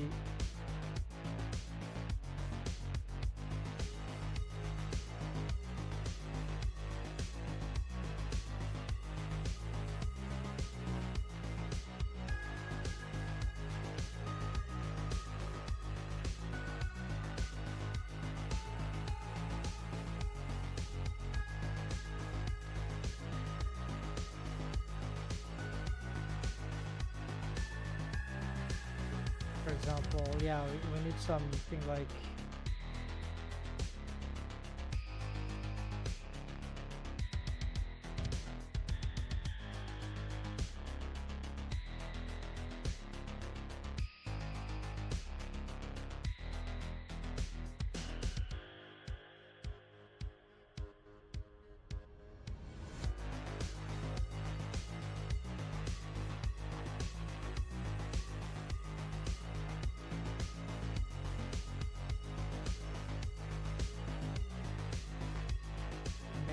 yeah, so I actually want this to push this stuff, right?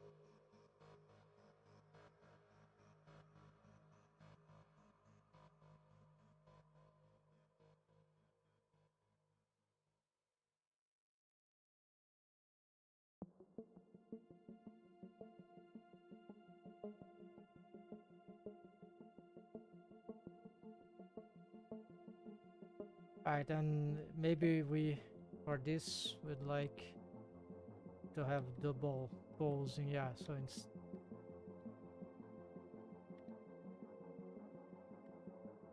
yeah, because if you start to cross automations everywhere, it will just become very annoying.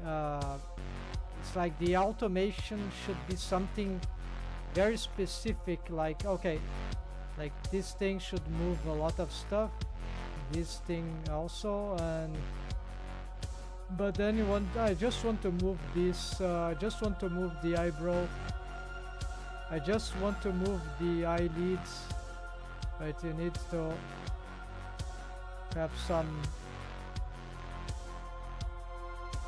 possibilities to, right? So I think, yeah, this is a bit more safe. It's safer but it's annoying, right? Everything you need to grab more than one bone is. But then we have this, right? Then this is almost perhaps not super interesting. If we didn't have the auto thing,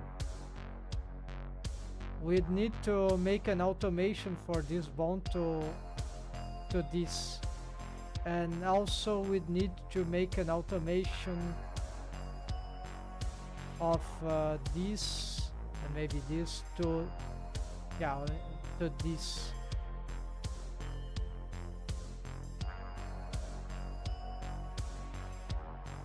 So you see it doesn't move, so we don't control. So the only, there's a little advantage of an I key stuff, right? But it can get the thing really more complicated. So with strange behavior sometimes, that it might not just word it, right?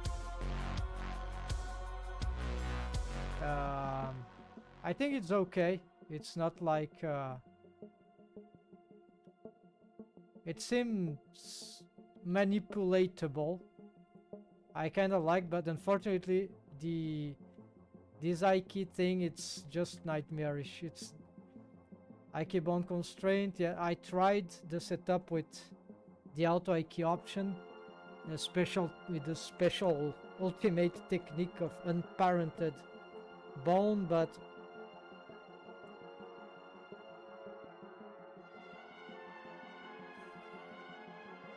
there's one problem, is that the chain that we cannot, we have a few less control than this regarding these rotations here. Yeah, this is a bit more, it brings a more useful, immediately useful features. The other chain will make that one rotation on one side. I don't remember which one. Depending on the direction, this will do an F key thing, and then it's over. Yeah. So here you can pin the both directions, right? So,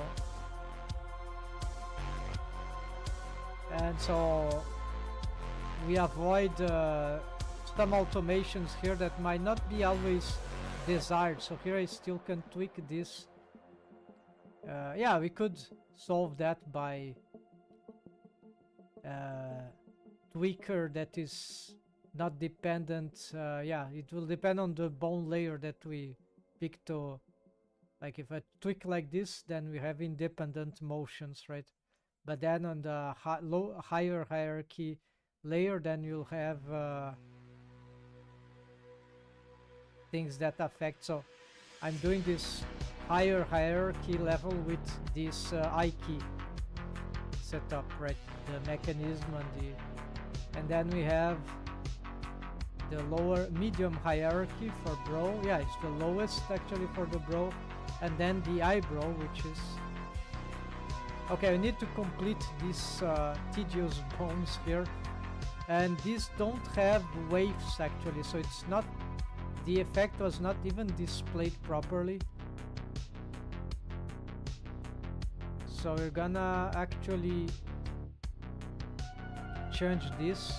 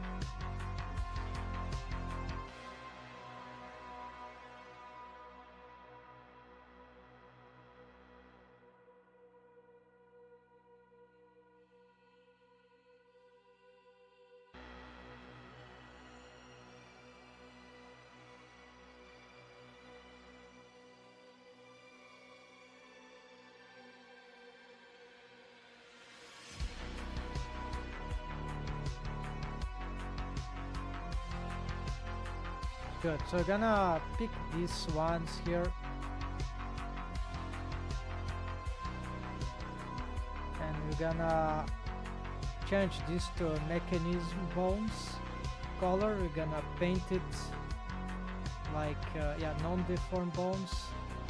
And now we need to manually paint this thing. Yeah, this is apparently this is a little problem here. I have to manually do the waves.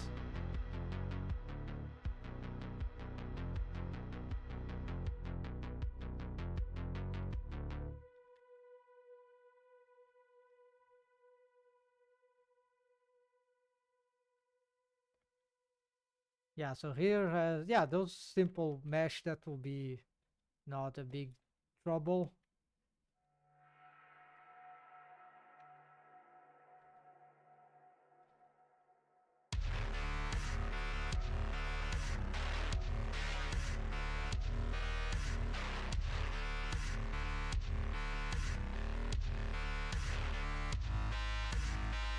The problem is that this is not spline skin anymore, so it could have some inconsistencies.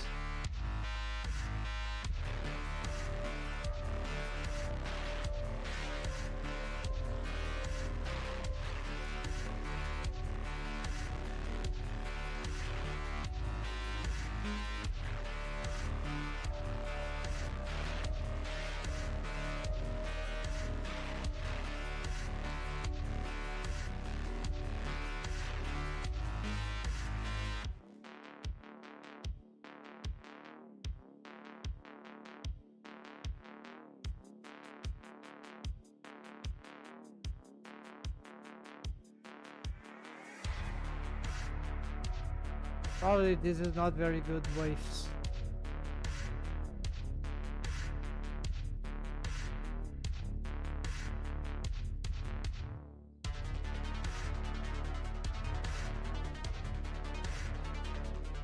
Yeah, you can use the reference here.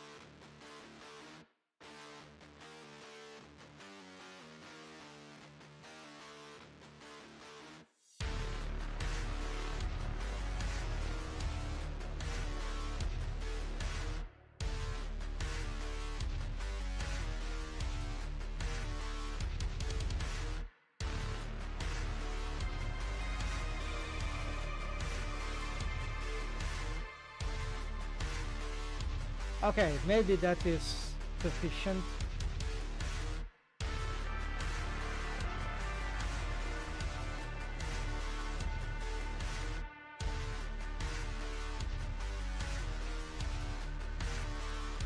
And of course we're gonna price all this. Ah, the namings, yeah.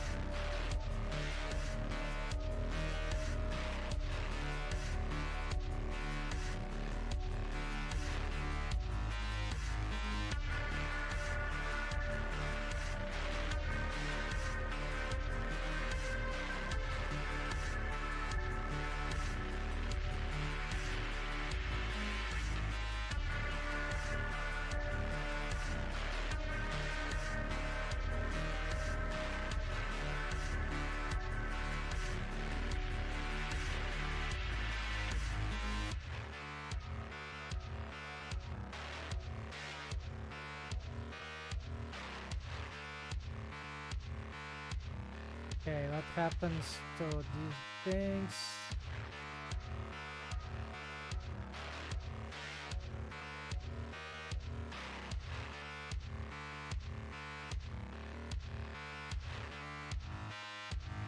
And they weirdly they lose the constraints. Third time I see this happen. Makes no sense because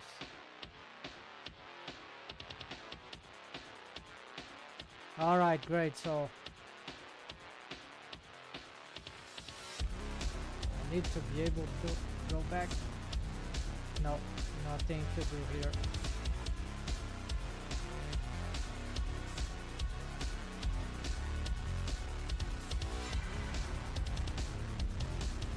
Okay, so what's wrong here again? It's that we need... Okay, so I'm gonna do...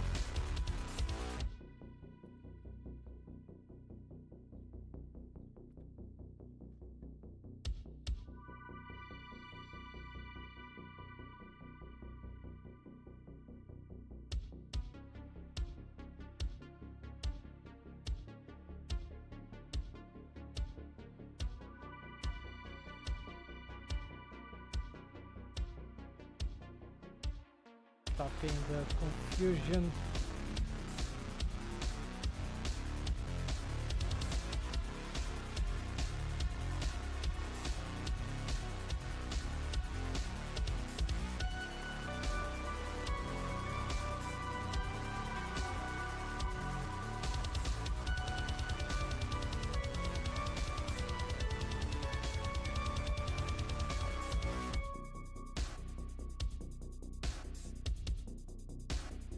Yeah, I have to do...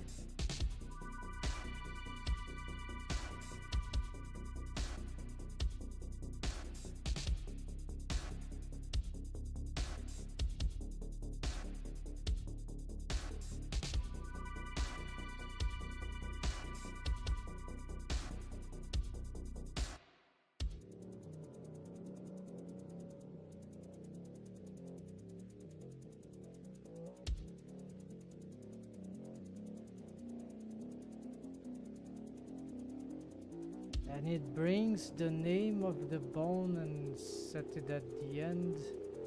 Completely crazy, yeah. The suffix becomes, yeah, it's, I think this thing is very inconsistent.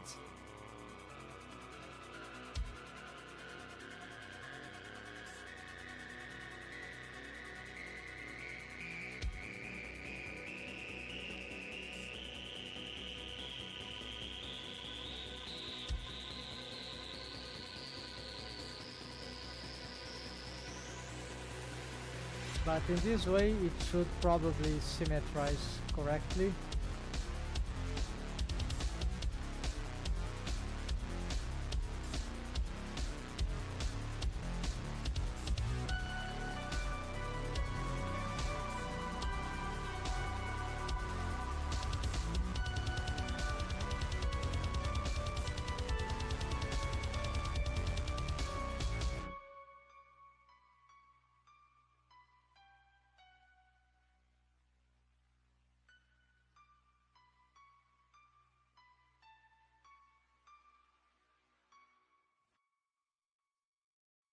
Okay, so we don't use the prefix.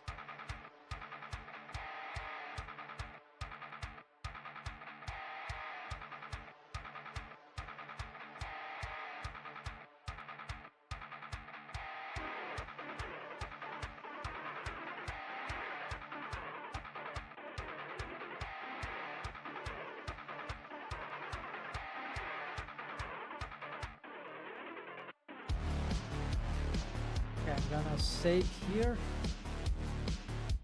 Take this off.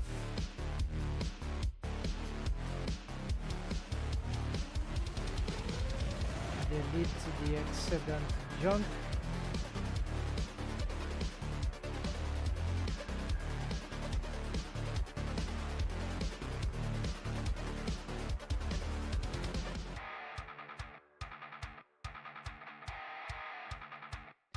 I should have tested. Yeah, they are working. They don't have shrink wrapping.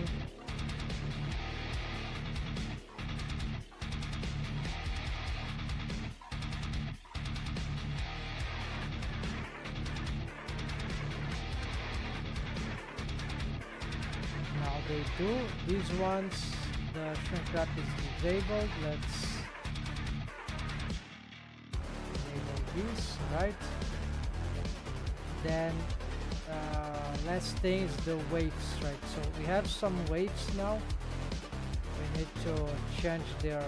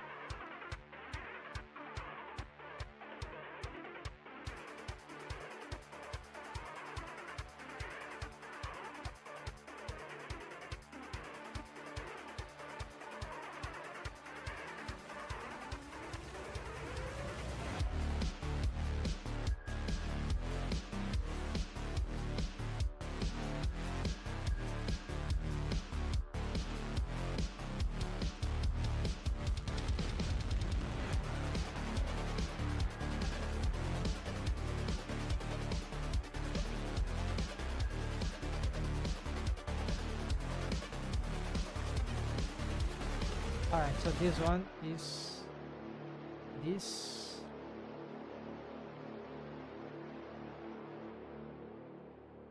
And this one is this. No, it didn't work.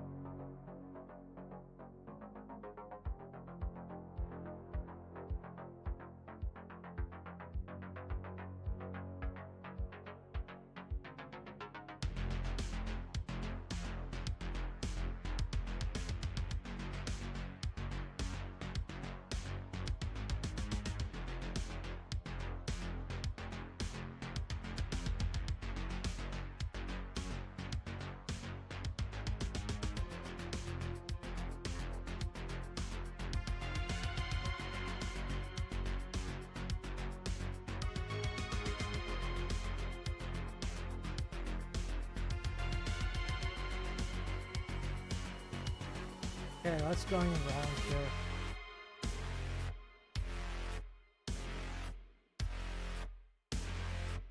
Oh yeah, that stupid mistake. Don't even know how that happened. Okay.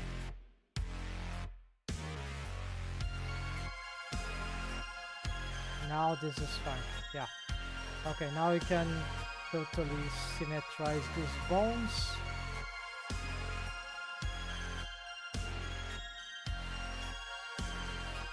Bad colors. We're gonna just paint this with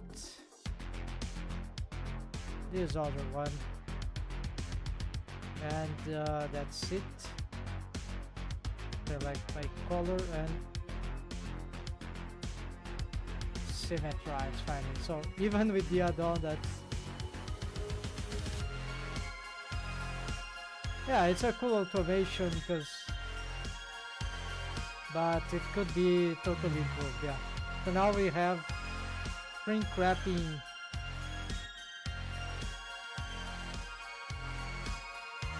features here. This bone, it's a control bone. Yeah, you can offset, but it doesn't matter. The mesh is not offsetting. It has on surface. So there are some glitches, right? Some typical garbage. It's very hard to have it very clean.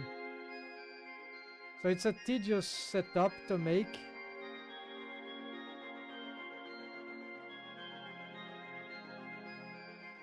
Not foolproof of lots of stuff.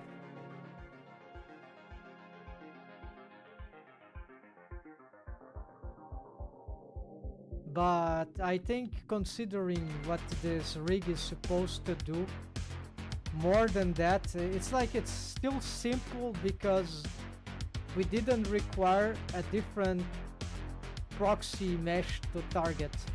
And so far I haven't seen any critical event of intersecting. I'm surprised it's not happening. Not this of course, because we should be able to pose something else here. Yeah, push the right, but I'm surprised that the eyelashes are not being targeted on occasions by these bones there, right? It could shrink wrap to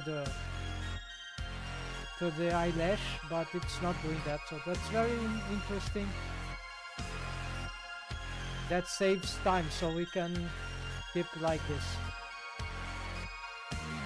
Alright, so I think this is achieved, although with cages. We need to improve the wave paint, maybe give some other bones to structure here, because we're getting some on occasion. Yeah, so here very stiff, not smoothed waves. Here in this region also very complicated. So these waves, they cannot be free like that on a bone like this. It's too large area for it can't be able to do this. So you need some structure here. The skull is not being enough, or maybe if I augment the waves, yeah, that could provide the stability required. So I think we have something like, no, not this, hold on.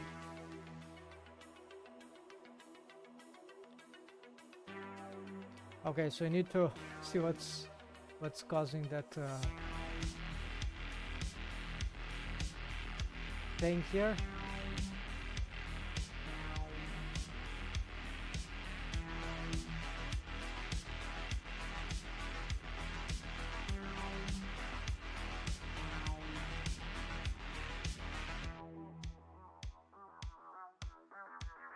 Okay, so there's a shrink wrap.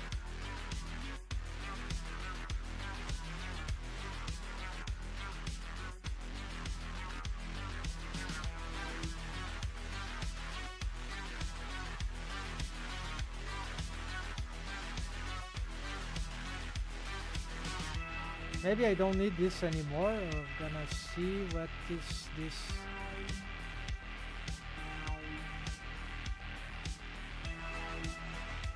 This thing is set to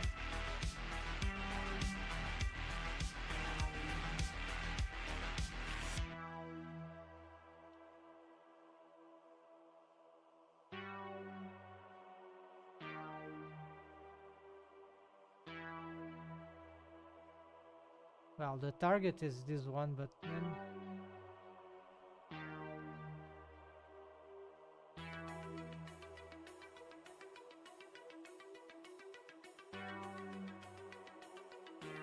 this value was calculated.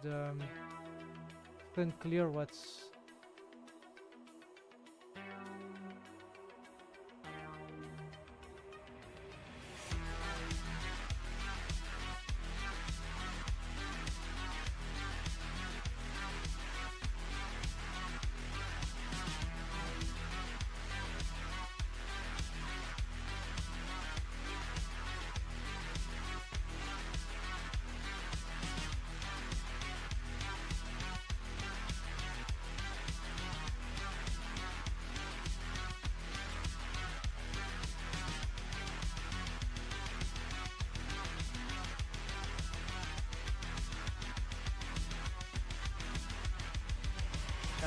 This was a way to prevent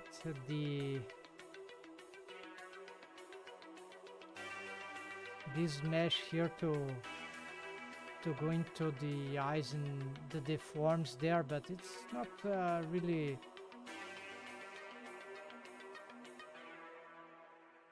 I mean, I have no idea why that was these artifacts were happening. Oh, maybe the eyes, they are too high. Yeah, they were pushing. Okay, whatever.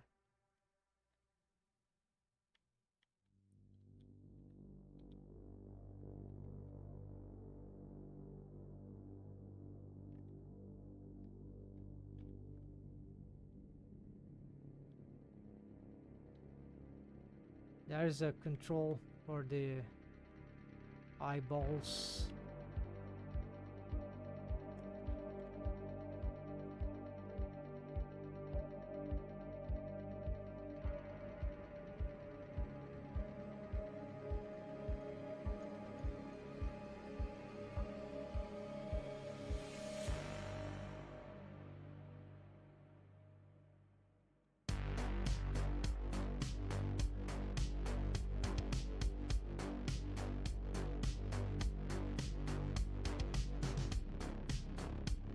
So this shrink wrap, I think, was for this. Of course, it doesn't need all that. Yeah, it doesn't need. It's just very subtle stuff in prison. I saw that in a rig and I thought interesting. So.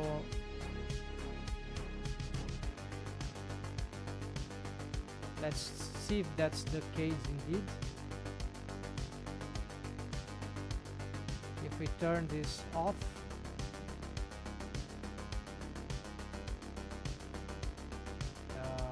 no, we still have some.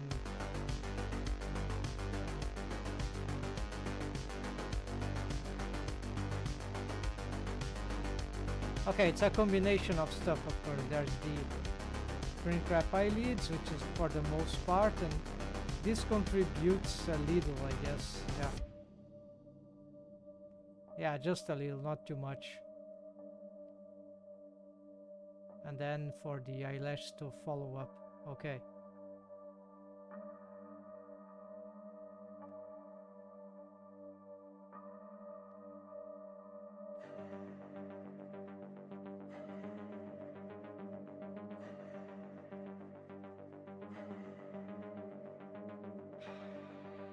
Right, that's not bad. Okay, then we're gonna bring these ones, these new bones, and we're going to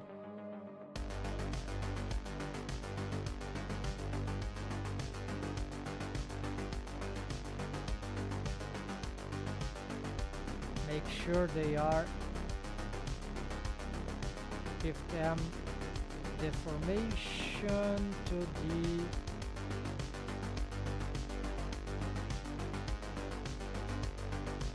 deformation eyebrows. Yeah.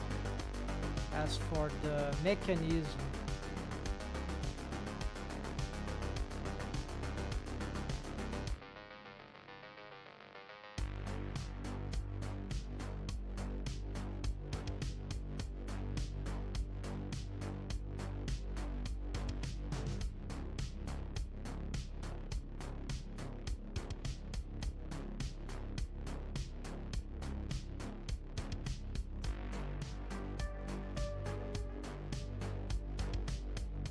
but these will, although they are important, they are not deformed bones.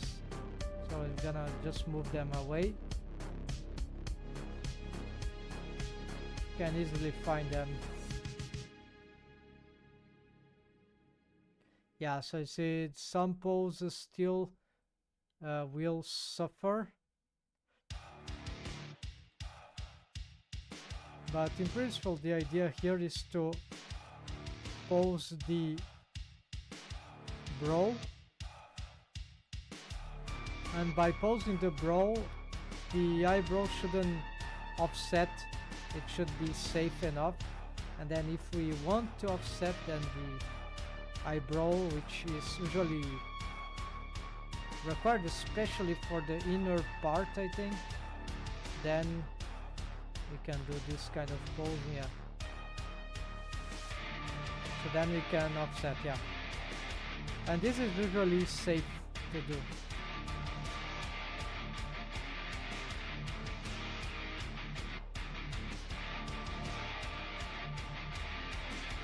Yeah, so this is working for the most part. This orbicular is hopefully painting, right? Will be useful.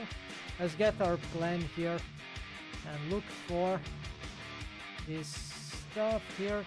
I remember one big topic that will be important to do here for the eyelids retakes. Another improvement of many iterations. Now I figured out what is better for the ultimate cartoony rig like that. So let's see, what did I do here?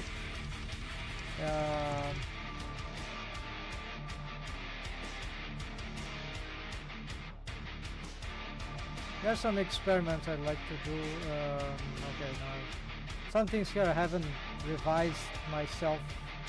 Gonna do soon.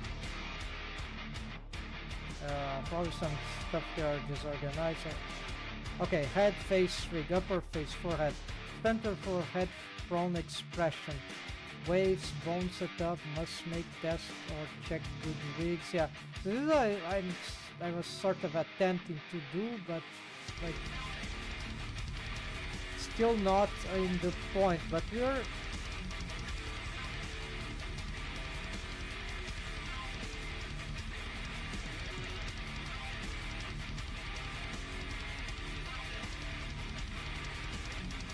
okay, so I think to solve this thing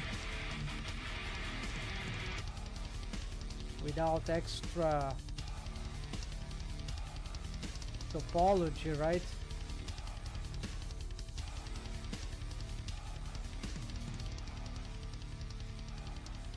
In a great deal, it could be a texture thing.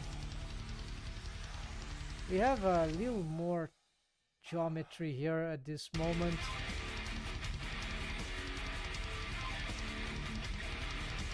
I need more reference. So like this is a big topic, but what we could do here, automatic shape keys, same experiment of the anatomic shape key. Okay, this doesn't work, so didn't work. So we have a new setup of the eyebrows without shrink wrapping. Well, actually with shrink wrapping bone constraints, that's it. So we solved here. Eyebrow, I think there's nothing here. So I can clear this icons. Treat eyebrows as lips inverse sonic with dynamic ghost face. Not, we dumped that, so good stuff. Mechanical revise control, posing motions for correct fall. Okay, so this is actually something about the control rig.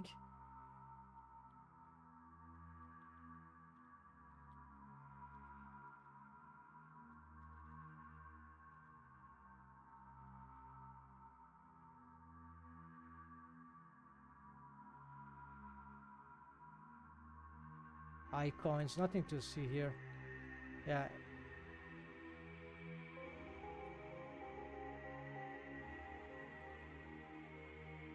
Eye holes orbicular. Make eyebrow hole eye kisses to be the same of brow system we did. By also making the master inner, I think the eye key for eyebrow the same for eye hole. Destroy inner skull wall bones. Yeah, we did, but yeah. So this is what we've achieved here. But we need to do something here, which is just smooth waves. Yeah, correct. Find ways to, and wow,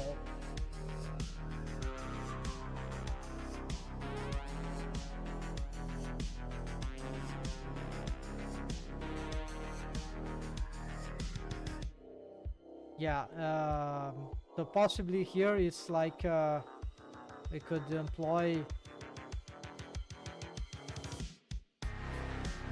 Well, there are two ways, so not sure we need.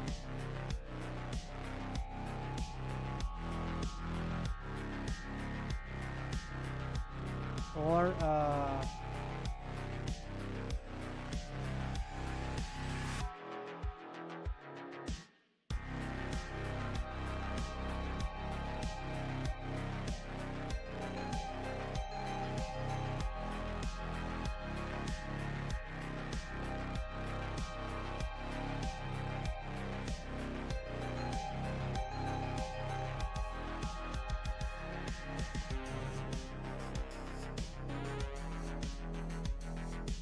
yeah, okay, this is done.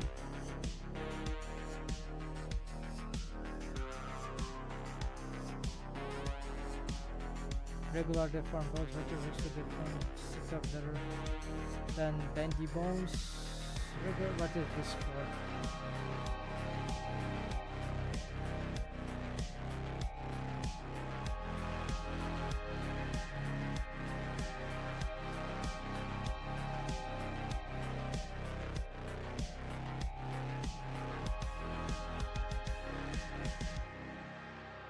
I have no idea what is this. I relate. Create the idea of circular hook for regular mesh regional deforms but more from.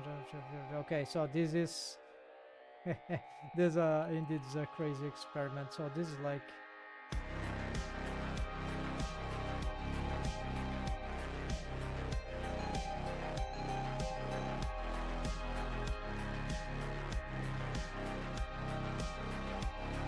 it's a character design experiment. Actually, surprisingly, I've seen in the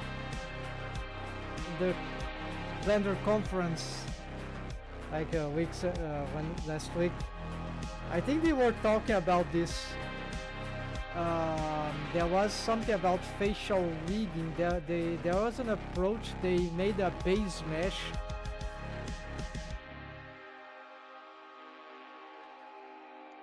with a circular, very regular geometry. It was very badly presented, the concept, but I think they've grasped the notion. They are trying to do something like that, and then but because they didn't show anything, it was sort of not unclear if it is this, how close it is to this experiment here. But I think that could work. So the idea is this. It's just instead of the same idea of the anatomic, right? The anatomic shape key, but it will be like instead of having the mesh of the eye like this with the right with this shape of the eye, all the eyes, even the whole face would be a base mesh with very regular shapes. So this eye would be actually a ball, a circular, spherical stuff. And then you shape the character design with a shape key, so an anatomic constant shape key. This has enormous potential for skinning. The problem is that, of course, it's a shape key, so if you have to make additions on the topology, you'll break everything probably. It will cause a lot of problems, and furthermore, it's not sure that every single character, especially my cast in this case, would be able to be edited, right, character design from just a shape key. There are eye shapes on the character designs which are very different from character to character. So this spherical thing could work for certain, but for others there's a big chance it wouldn't provide positive results. Like, it would probably work for skinning, but it might not be very consistent. So sometimes we want the rest position of the mesh to really be a bit awkward, right, to be special. but it makes sense. So that would be an experiment to make. I have to try it with at least two different, very different character designs of the eyes, for example, and see if the results are good enough. The fact that this circular also can pose a problem, because sometimes the regularity that we want is not circular, it's straight. So for example, that can happen in the mouth. If you have a regular mouth that is spherical, the rest position of the open mouth, okay, this maybe is very smooth for certain pose, but if you want a straight mouth, then this circular regularity will be actually a nightmare for getting a straight, I believe. So these same guys came with a concept of eye that was an almond thing, I think. Yeah, shape that same for mouth and for eye. So this is very interesting. Maybe this will be some sort of smarter, like handy approximation of all sorts of designs, because differently than a circle, this almond shape is more like, it's like an interpolation, right? And the idea is that serves for eye and also for maybe for lips, but they were not trying to do cartoony lips like the Sonic the anime or this they were doing more like realistic cartoony trees. So it's like maybe that worked better for them because of that. There's in this semi-realistic 3D puppeteer stuff, right? Yeah, those kind of puppet characters, like they you see that no, this is not a drawing. This is like these are 3D cartoons.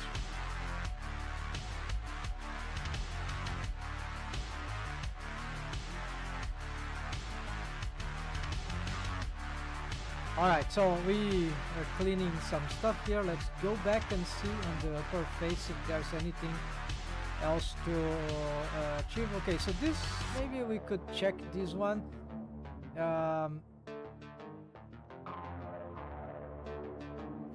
Let's see if this is what it is doing. So basically we have there's some ice track thing. Yeah, let's find the control rig here. Coins, I think. Okay, here it might be enough. Okay, so we have some bones here for this. We see that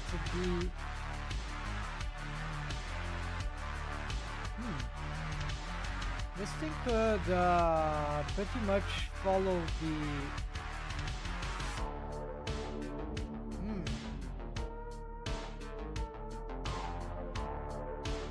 this thing is not ready.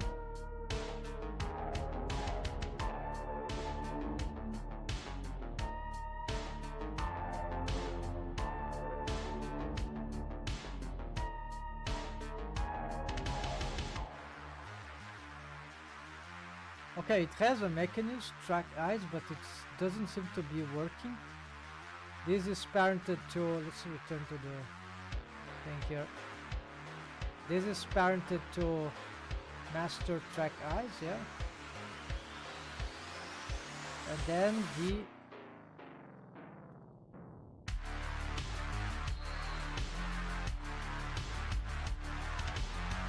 oh yeah, it's just not okay. We need to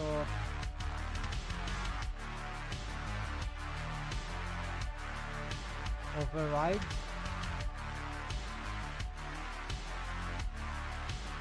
Well, no.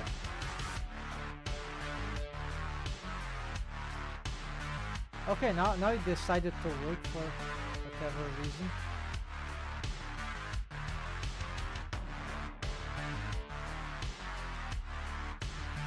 Okay, why it's going opposite directions? I don't have the symmetry there.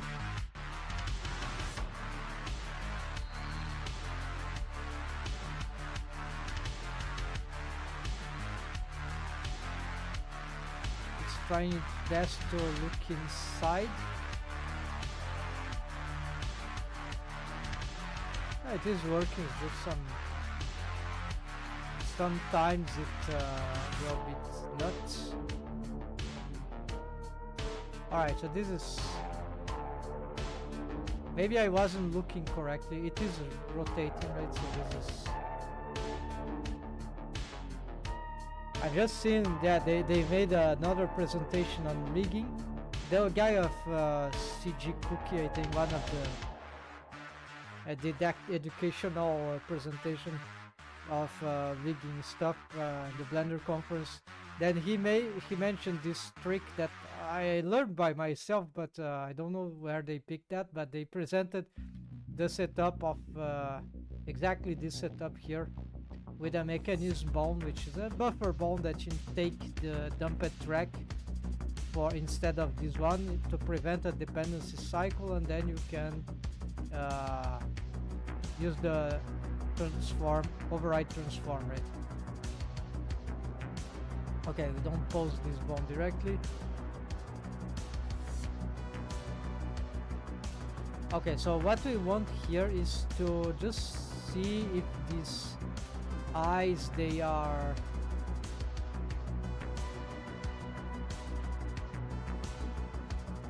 doing the correct tracking.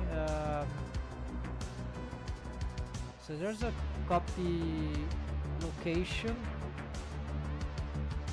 to the control eye, which maybe it's a bit too strong for this need. Let's see what happens here if we...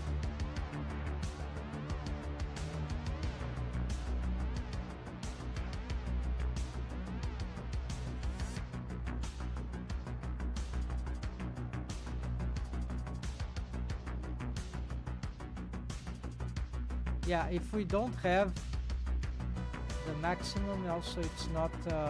I don't really like how this is working, and the probably cannot just dump a track this, because this is a specific bone constraint. It's already is the shrink wrap in a very specific way. It's a deformed bone.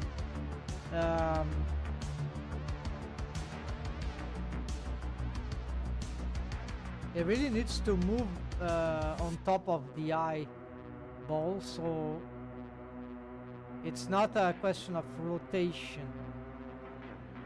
It's a question of location indeed.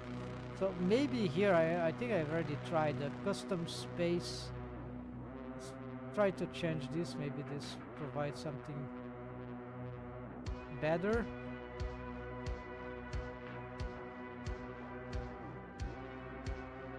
Looks a little more responsive. No, it's just an impression. It is mostly the same thing. But what if you try to target... Okay, let's try a custom fake parenting here. This won't help too much because the fake parenting implies... Oh no, this is a copy location. Okay. This is not any... Okay, so...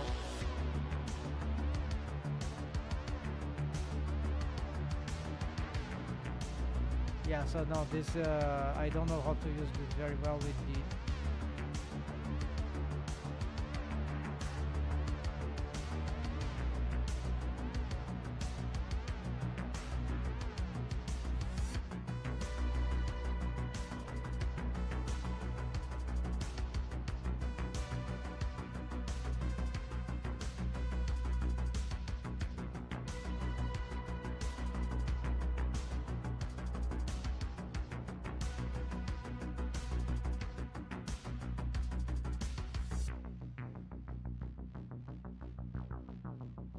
Yeah, they are essentially doing the same thing.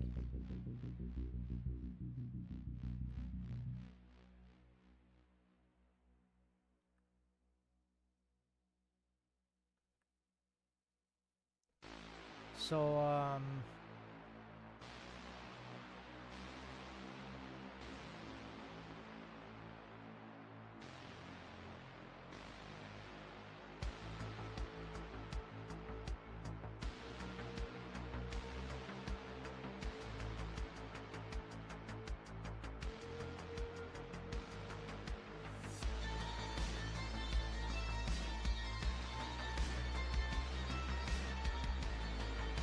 Okay, the control are following the big one, except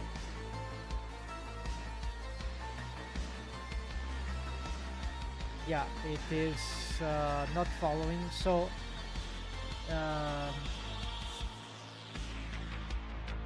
could that be made with an override? No, we need a specific override. So the fact is they don't have a parenting. This is a very specific way to do this particular rig. So probably yes, fake parenting. All right. So why aren't they following? Because of the limit distance. Okay. So we need to bring them all together then, I think. Okay, I cannot just parent this here because this will be moving and that will moving the limits. Of course, you don't want that. So this is parented to the mechanism tune head, which should be a mistake. So we're gonna parent it to the thing here. Okay, we forgot this, right?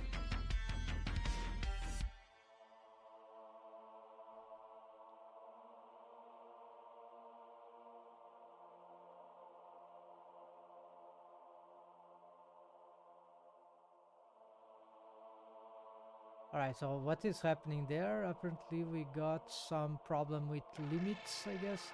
Let's ignore this.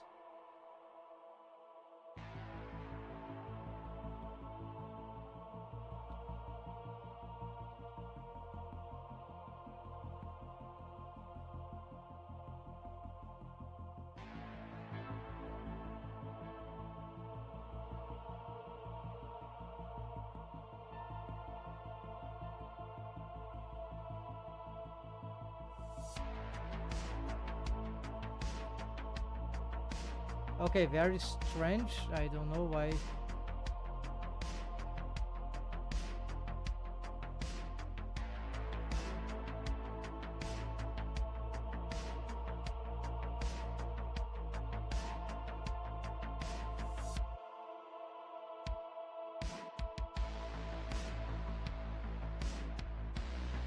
Ah, I see. So, the limit distance is based on the starting position, and since the head is not moving, of course, this is sort of a limit, right? It's like it's an idea that we extrapolated, right? Although we can, yeah. Of course, if we add more stuff here, more transforms, then let's see. No, it moves with the head. All right. So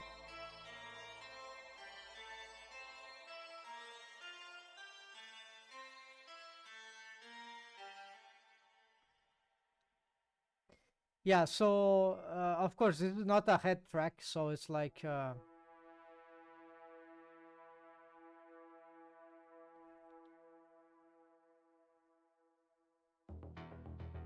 It's a bit weird, right? But there's just it's just the character design, right? That is makes it very difficult to get something more regular. But it's not particle in terms of the control. It's not super awkward. It's logical. We need to impose the limit here for. What I could have though is to find something around this bone that will bring to a limit, although it's not really necessary, right? Although these ones have certain limits, otherwise it will be very bad for it's very easy to get them displaced, and I think they would be displaced by the posing. Yeah, so let's see. Yeah, so this will be bad, right? So that's why at least these ones we want the limits.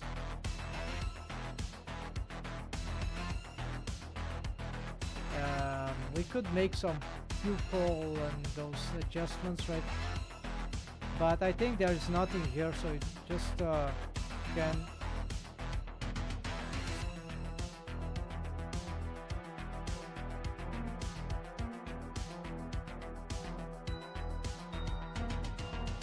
That's what it is, right? So we're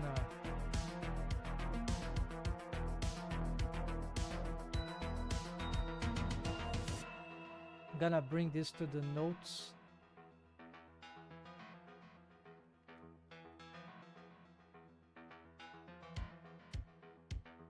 One more victory, one more failure of experimental stuff, right?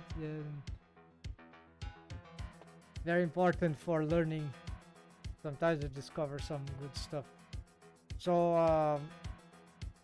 head phase 3, okay.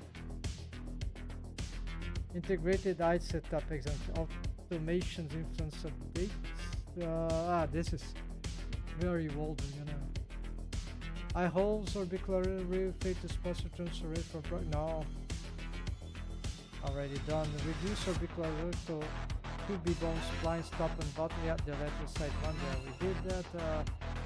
Eyelids. Okay, this is big. And then we have eyelashes, readjust eyelash automation. Yeah, this I know. We go to eyelash better for the. Okay, so I'll reread this later, but we essentially.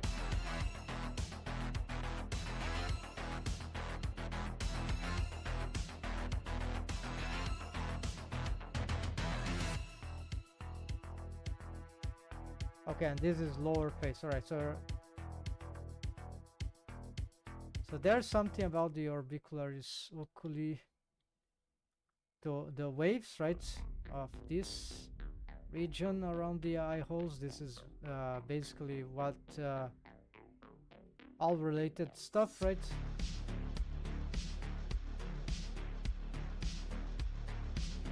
Yeah, actually, this is also related here.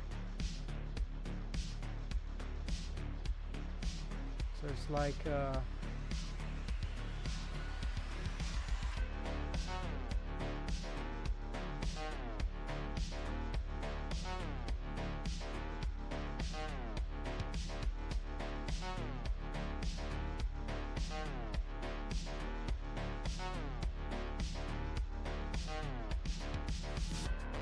eyelid. So this, yes, this will be long.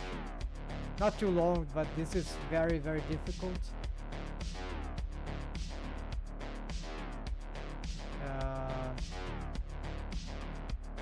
And it's a higher priority to fix than... Okay, so if for the upper face, if we fix the eye holes, the eyelids, and the eyelashes, all related, right? We got everything here. It's done. Also, just to remember, also fix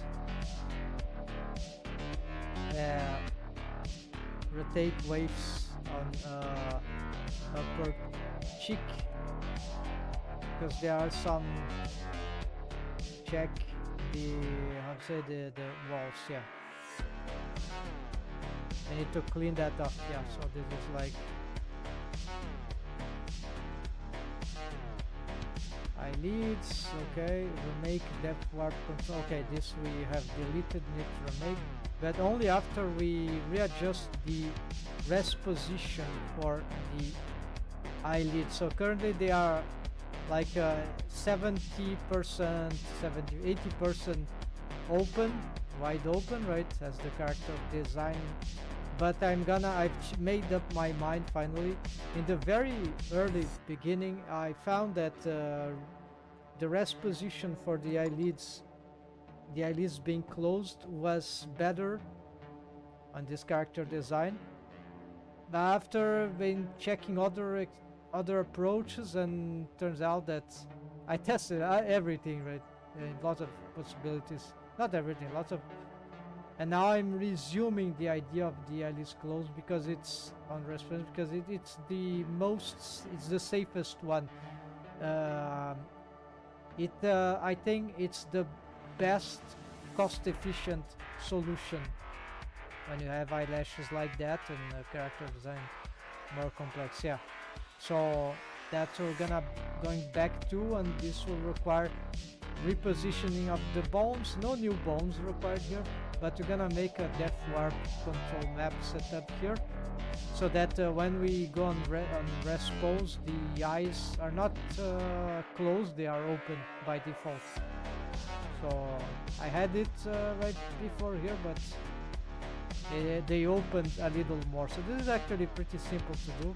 I just have to, this will take more time because it's like all the mesh repositioning, re-snap, then make sure that the eyelashes are character design is correct on the, and there are two, we're gonna make probably a sort of a straighten rest pose. We need 3 poses in the end, but straight should be the most cost efficient. With a certain inclination here probably, but still horizontalized like this.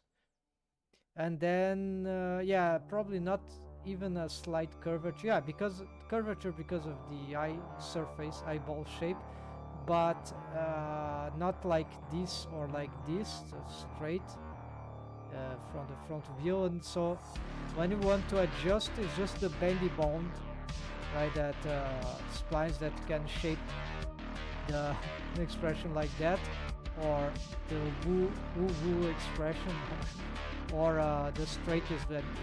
So we can no shape key for this, right? It's just the bendy bones and the rest position. And so with this, I can already easily get this. The problem is that I cannot get them without a corrective shape key or some very complicated helper bones for this stylized eyelash. So when the eyelids close, the eyelash get really messed up. Even with the automation, it's very tough. We can get maybe one of them, but then maybe we might not get. So it's very, very dirty, very, very bad setup to have. Even harder if the eyelids were totally open. So we need to do the opposite, but then it will be a little hard to get these shapes on the wide open expression, but it's much easier to do that than the opposite, right? Because in the opposite, the final pose, we need to combine the eyelashes, two meshes that we need to prevent them from intersecting themselves. It's much more complicated. Another problem with closed eyelids on rest positions that we'll have a lot of the mesh of the eyelids will intersect. They will not collapse very well here. We'll need to make some automation if we want to get collapsing. A helper bone, eyelids helper bone that automates can probably easily solve that. Not one, then 1 or 2 or 3, one per face loop here, longitudinal face. So it will, as the eyelids open, the bones start to find a position, like it starts to drag the mesh, right? Never tried, I think I tried actually, yeah. So, but it was for a different purpose.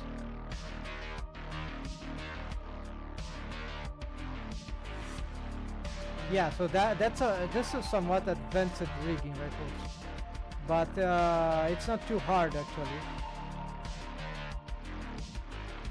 It's hard to conceive, though. Harder to conceive than actually do.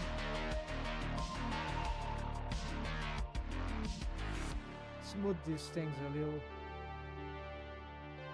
Alright. So if we fix this, then okay, lower face, let's see, lips rolling. Okay, this is very good. We need to something, probably need something like that, or maybe not. Attention to be bone wire. Yeah. Do you really need lips rolling here? The bendy bones already do the task of rolling. Maybe want this for a kiss shape in the idea of, yeah, there are some ideas here. For example, when you do VRM reference,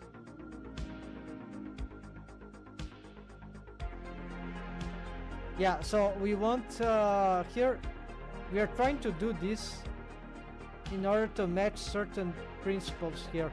So for example, kiss, yeah, we want to see if the lips rolling would do the kiss shape, or puckle, no, it's pucker, yeah, I think there's something like that.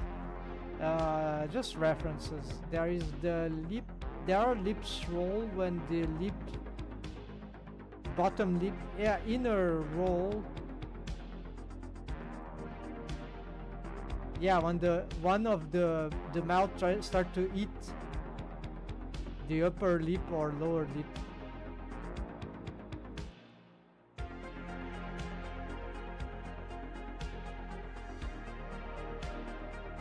Yeah, so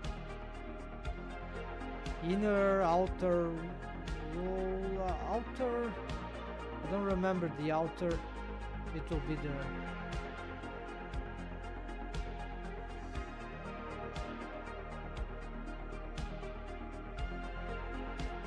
yeah, I'm called like that. There are specific names. Beyond that, these ones,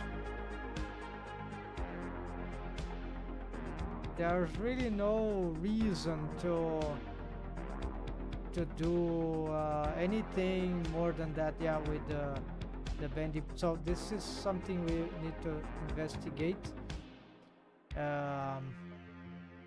Universal animal preserve volume debugger for extra. Okay, so this is more like a, I already have this, so just need to test it, test the results, right? Shorten the lips mesh first position, Dorothy wants it smaller, so is a video per shape, give it helper. Well, no, we don't, we 3, not 2 lips, no, we don't read old setup, wrist position, depth lips, helper. Fix under jaw ghost mesh grip artifact. Must add the I think we don't have this anymore. Yeah, so just checking. Wave paint lips. This is wave. This is bendy bones here.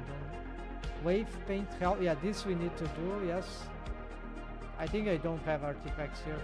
So recenter helper lips automation. No, we don't need this because, oh yeah, actually helper lips automation. Yeah, test. Yeah. Wave paint depth muzzle bones. Yeah.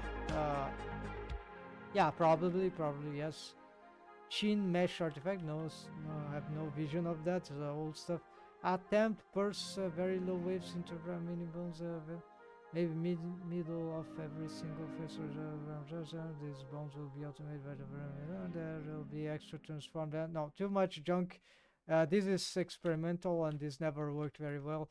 Maybe we need some driver. And here with the bendy bones, with the control of the stretch to bone constraint, limiting reducing the variation, which is an exponential slider button with the value that's exponential, I've learned from Blender Manual, so we can easily control the stretch and squash in a way that is less destructive, even when we attempt a purse shape. So the bendy bones are actually very, very good for this kind of stuff. I was very impressed recently by this finding. Okay. Improve the parenting. Unfortunately, I'm not gonna test it now. Improve the parenting pathway control. No, this garbage. Old setup. Interesting, but another no problem here. Shape keys, personal, we don't need this. Rounded, we already onto that. Keys already onto this. Puff cheek, puff cheeks, yeah, maybe we need shape keys for puff cheeks. That usually cause problems with armature deform, so if we try when the, yeah, so test expressions, we're gonna, oh yeah, test expressions is a good thing, right, but not for the shape key. What we need to do here is simplify, clean up, no, nothing for here. Okay, arcade is like the bottom, we need to bottom arcade collision setup. Yeah, we need to as upper arcade, yeah, as top arcade. Then just complete this stuff. Tone, IQ stretch, bones, ROM scalings, non-stretch, yeah, verify, yeah,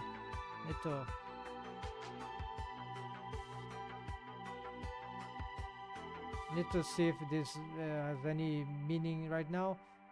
So this is, yeah, very just tedious stuff. Mount rig integration, it's already, yeah, there's some control automations.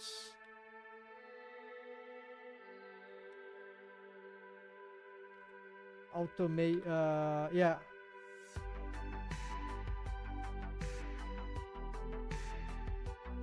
revision, yeah,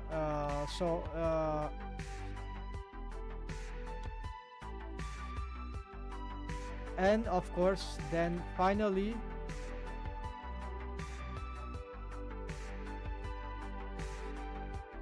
yeah, just revision, right?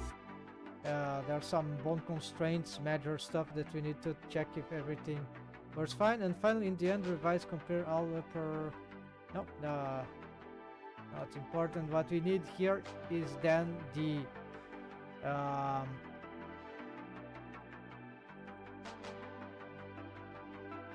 make, not pose assets yet, but make melt expressions. We can use reference like as I've tried, and yeah, we can use this ref because it's easy to find the internet, lots of stuff. I have a collection already. Okay, besides I know what I often most refreshes I need, so yeah, it's like exercise, yeah, like collect tests. That's my mouth expression. Okay, then custom shapes, okay, here everywhere. Custom, yeah, so actually not too much things remaining, so good to know. Also on the facial rig, it's already the final notes. So all right, folks, so sorry about the very boring stuff here, but this is part of this kind of rigging stuff. It's like very complicated. There are thousands of niche topics to address, and I'm still learning how to get more in the flow, like, oh, this is working, does it need to be perfect? No, so move on, right? So this is training, right? You gotta be trained even when it's your own, especially when it's your own project, maybe. So that's it for this time, folks, or for this session, this rigging of the Dorothy rig model template. So we're gonna be swapping the between the different activities as we do the streamings. Today was this one. Thanks for watching, folks. Take care. Happy blending. Hope that was inspiring enough. Happy blender. Have a nice week.